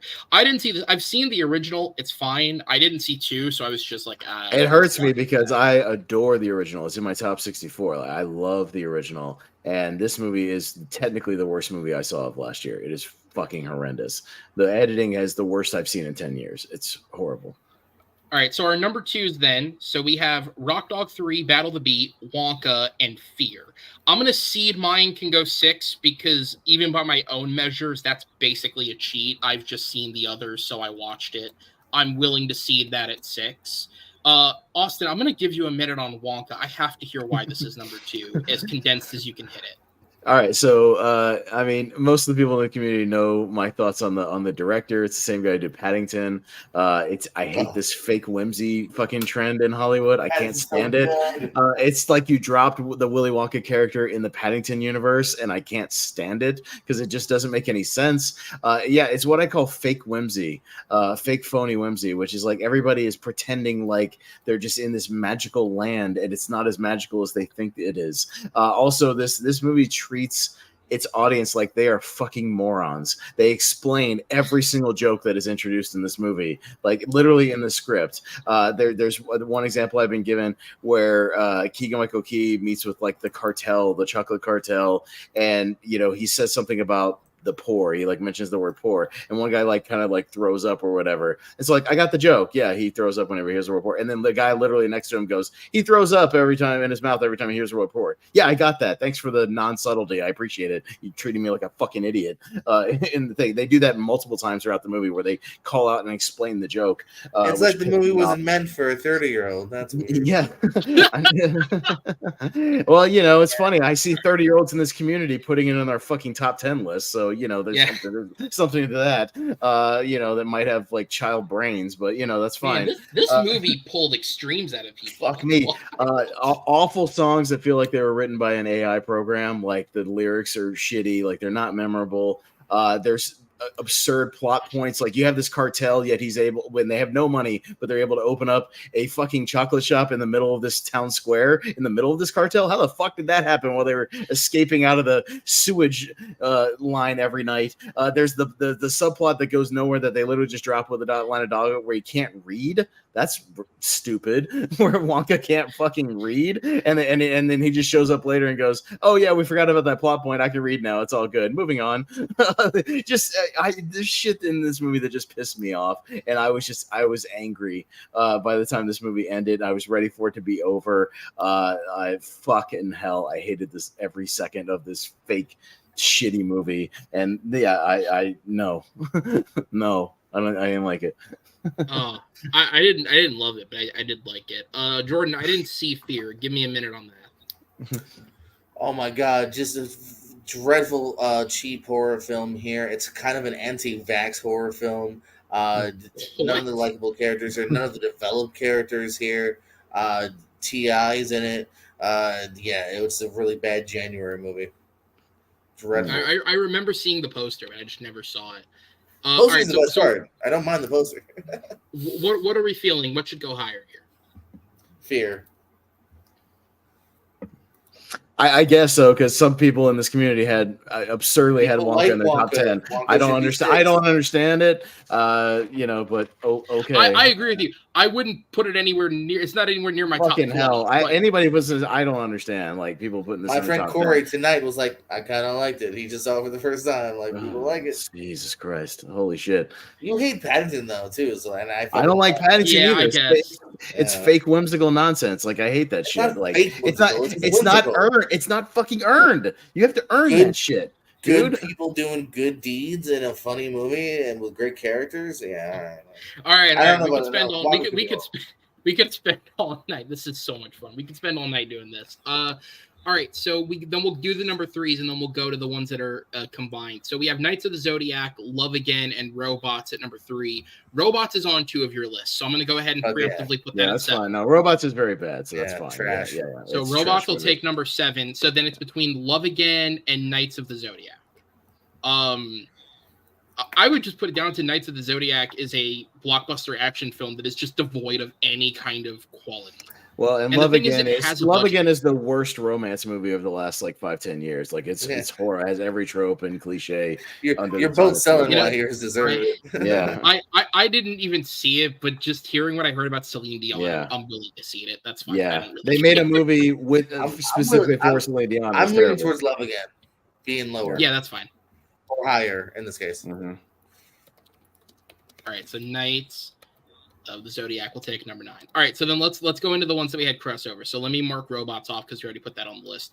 All right, so if we're going strictly off numbers, House Party is in 2 of our bottom 10s, so that would make number 10. Mm-hmm. Yeah, House Party's bad. I'm fine with that. And Exorcist is also in 2 of our bottom 11s, so that would go, but higher collectively, so that would go at 11. And that would mean Hypnotic is going to miss out on the bottom 11, but it'll find its way to 12. I didn't spell believer right. God damn it. Okay. I before E, except after C. Okay. What's funny is no one would ever know that, but I'm still going to admit it. Right. Because why not? All right. So Hypnotic. So those 3 are on there. So then, basically, so in terms of where they were placed on the individual list, almost equally, we have Shotgun Wedding, Expendables 4, and Fool's Paradise. Does one of you guys want to make an argument for one of these being higher than the other 2? Out of the what? I'm sorry, I was sharing something. I apologize. Out of what are we voting on? I'm sorry. So it's Shotgun Wedding, Expendables 4, and Fool's Paradise are all basically equal based on where they were placed. Yeah, that's a Sophie's choice of shit. I'd say Shotgun Wedding pissed me off the most. Shotgun Wedding kind of pissed. Like Fool's Paradise was just bad comedy, but Shotgun Wedding made me angry. Yeah, and how unearned it was. So I'm fine with that. Yeah. All right. So then I'm gonna since you guys are going for Shotgun Wedding, I'm gonna argue for Expendables 4 being below Fool's Paradise. It's fine. Okay. It's fine.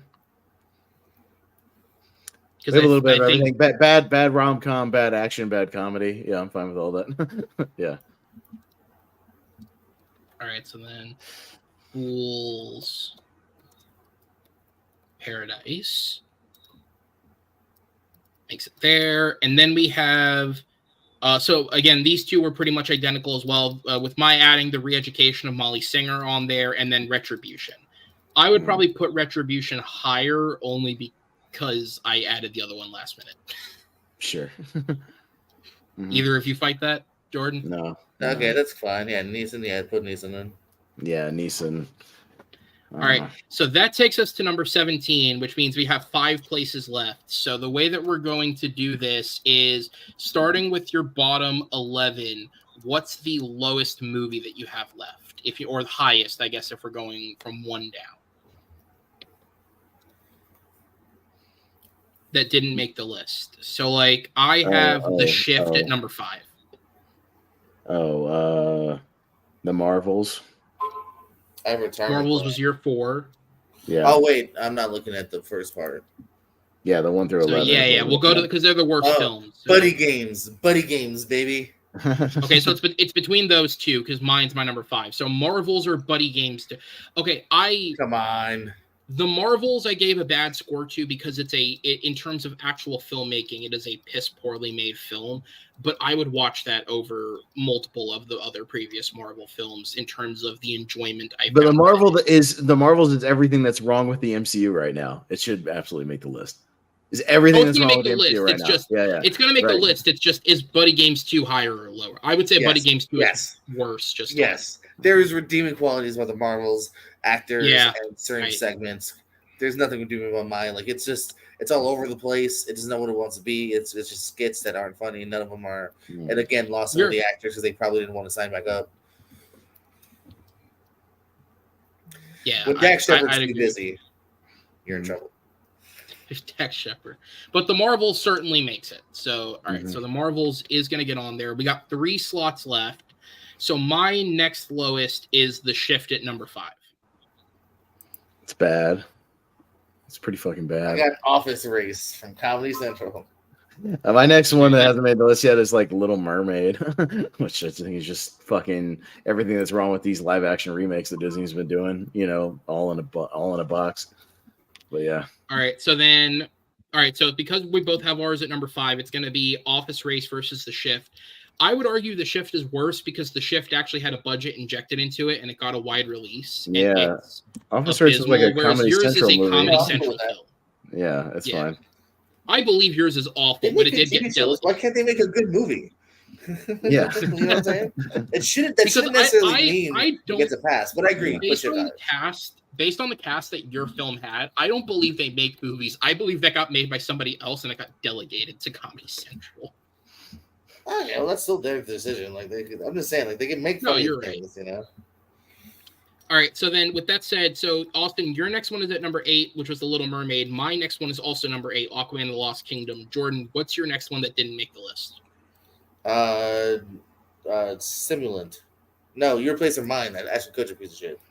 Actually, I saw Your Place or Mine. I just didn't rank it, but yeah, that movie is bad. I'll say that. Yeah. That movie is like. Come on. So we want to put that on? I'm fine with that because that movie is bad. It didn't make my list, but that movie is not great. Yeah. All right, so Your Place or Mine makes the list. Okay, so to try and keep you guys both involved, I'm gonna come on. How about Dial of Destiny? You guys know that movie shit, right? Like that movie. Yeah, but that's your number 11. It's your number 11. I'm just saying, but it's pretty universally lauded as a piece of shit, though. So it's really it's not though. But it is. It's not. Sorry, but it is though. Yes, it is. Yeah. I feel like the Marvels being there because I feel like the Marvels was the worst of everything from Disney this year. All of the Disney films that came out this year had a lot of the same. And Dial of Destiny was the last franchise they've managed to kill. So they're fucking hack jobs. In our friend group, Will Cohen 4.5. Okay, Will's fucking crazy. Adelaide 3.5. Brian Michaels 4. Because Sean our Russell, community loves 3. character assassinations Jonathan and loves, Caro 3. turning him into a fucking Paul dog shit Scheer. hero. Paul Scheer, the star of the league, 3.5. And my friend Rick 3. Me 2.5. I'm still going Actually, I with gave the it 3 picture film. evidently. Yes. All right. So with that said, that's going to be the list, guys. Okay. So in terms of the numbers, Austin, can I have you do the evens? Jordan, I'll have you do the odds. That way you can both be involved. Uh-huh. So just say the number as we rotate down. Got it? Okay. Oh, okay. He's starting. Which one am I? You're the evens. He's the odds. So I'm starting. Oh, yeah. So JPO starting. That's fine. Yeah. All right. Okay. So these are the top 22 worst films of 2023. Just say number 1. Oh, number 1. Or number 22. Oh, I was starting from 22. I was starting from 22. Yeah, that's what I My said. bad. It depends fucked me up. Number yeah. No, so then I start. Number 22. Oh, you start. Okay. 22. Your Place or Mine. Numbers are hard. JPO. Number 21. Office Race. Numero 20. The Shift. Number 19. The Marvels. Number 18. Buddy Games 2. Number 17. The Re-Education of Molly Singer. Number 16. Retribution. Number 15. Fool's Paradise. 14. As I like to call it, Expendafortables. Expendafortables. That's how you're supposed to pronounce it. Number 13. Shotgun Wedding. Number 12. The funniest film of the year. Yay! Anyways. Number 11. The Exorcist Believer. Number 10. Top 10. House Party. Number 9. Knights of the Zodiac. Number 8. Love Again. Number 7. Robots. Ugh. Number 6. Rock Dog 3. Battle the Beat. Don't know what the fuck that is. Number You're 5. welcome. Wonka. Yep. Shit. Number 4. Fear. Number 3. Winnie the Pooh. Blood and Honey. Funny with a Crowd. Number 2. My Big Fat Greek Wedding 3. The worst edited movie of 2023. And number 1. Children of the Corn. The 11th Hey. fucking attempt at remaking that shit. Yeah. Well, I've seen all the The Children of the Corn movie's movies. so by the way. bad. I've seen Three of all us of them. started it. I've No, seen you all of The them. movie's haven't. so Yeah, bad. this one. 3 of us started it, but only one of us finished it. Yeah. And that is the worst films of 2023. Guys, thank you for joining me. This was a lot of fun. First off, where can the people find you? Best. Literally in a few minutes, if you hop over to the Movie Hero Network, you can find myself and JPO wrapping up our 2004 ladder series on tournament fights. But we have tournament fights, tier ranker fights over there. JPO and I also together every Thursday night on the Lonely Marks Wrestling Podcast. If you're into the wrestling, we just talked about AEW Revolution. And we're kind of on the road to WrestleMania, just like WWE is right now, doing some stuff related to that. All kinds of stuff. Podcast about movies tomorrow with myself and Jacob Barber. All kinds of stuff over on the Movie Hero Network. Just go over there. Subscribe, check us out. We would greatly appreciate it. Thanks. Yeah, Jordan. Some of the same things Pez said. A few minutes over the Movie Here Network, and then also on Thursdays. As for me, we got the Pierce Go. We do some movie trivia over there. About to wrap up tomorrow night. We're having the finals at 10 or 10:30. So check that out. The finals of the yearly singles tournament. So very much looking forward to that, as well as countdowns. Other things over at the Pierce Wrestling channel. Just did a shoot interview today, or podcast interview with wrestler Bobby Kronos. So check that out. Do some matches as well. And then popping up all over the place too.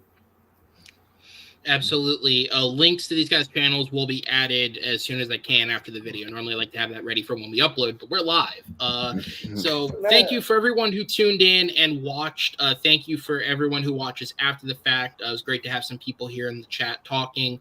In terms of this show, we're going to have all 3 episodes, all 3 days this weekend. This was the first. Tomorrow I will be joined by Jacob Barber and to Austin's Bane, Malcolm Lay, for an Oscars rewrite episode. We individually have put together our own set of nominations for 11 of the categories at this year's Academy Awards. Collectively, we are going to come to a consensus on the show's nominations for those 11 categories. You can tune in tomorrow and watch that. And then on Sunday, at an earlier time ahead of the Academy Awards, I will be joined by one of the channel's stalwarts, Matt Beer and Amaru Moses, as we do the exact same thing we did today, but for the best films of 2023. We're going to be covering the 12 through 22 of the best films and then putting together a grand master list. Spoiler alert, there was a hell of a lot more crossover on our first 11 for that list than there was for this one, so it'll be a quicker build. You can always rely on me and JPO to watch the shit that nobody else wants to watch, so call us anytime. That's why I knew you were literally in my head. It was like, okay, there are 3 people who are perfect. It was you guys and Henry. I knew watch enough. And then it was just who's available soon. And I reached out to you guys. So if it's a bad movie that comes out in theaters, I'll be there, ready to roll. And I'll be checking all you streamers out. If it's on Hulu or Netflix or whatever, sure. Prime, Already JPO, this year, Netflix, JPO. Hulu, Amazon, they've all given us some gems. Oh, JPO will God. click play all day. He'll be right there to let us all know. all right, guys. Well, I'm going to let these boys go, get on to what they need to do next. Once again, thank you guys for watching. Be sure to stick around. Again, tune back in all weekend for new episodes. A proper upload list will come Monday after these episodes. JPO has an episode we recorded that will go up as a part of this next round of episodes. Austin, I know you've been on episodes already. We have some planned for the future as well. So look forward to seeing these guys again. And I look forward to seeing all of you on the next episodes, although not literally, because again, these will not be live, just this one. Thank you for watching, and I will see you guys on the next one. Take care, everybody. Go over to the channel, tune into what they're doing on Movie Hero Network.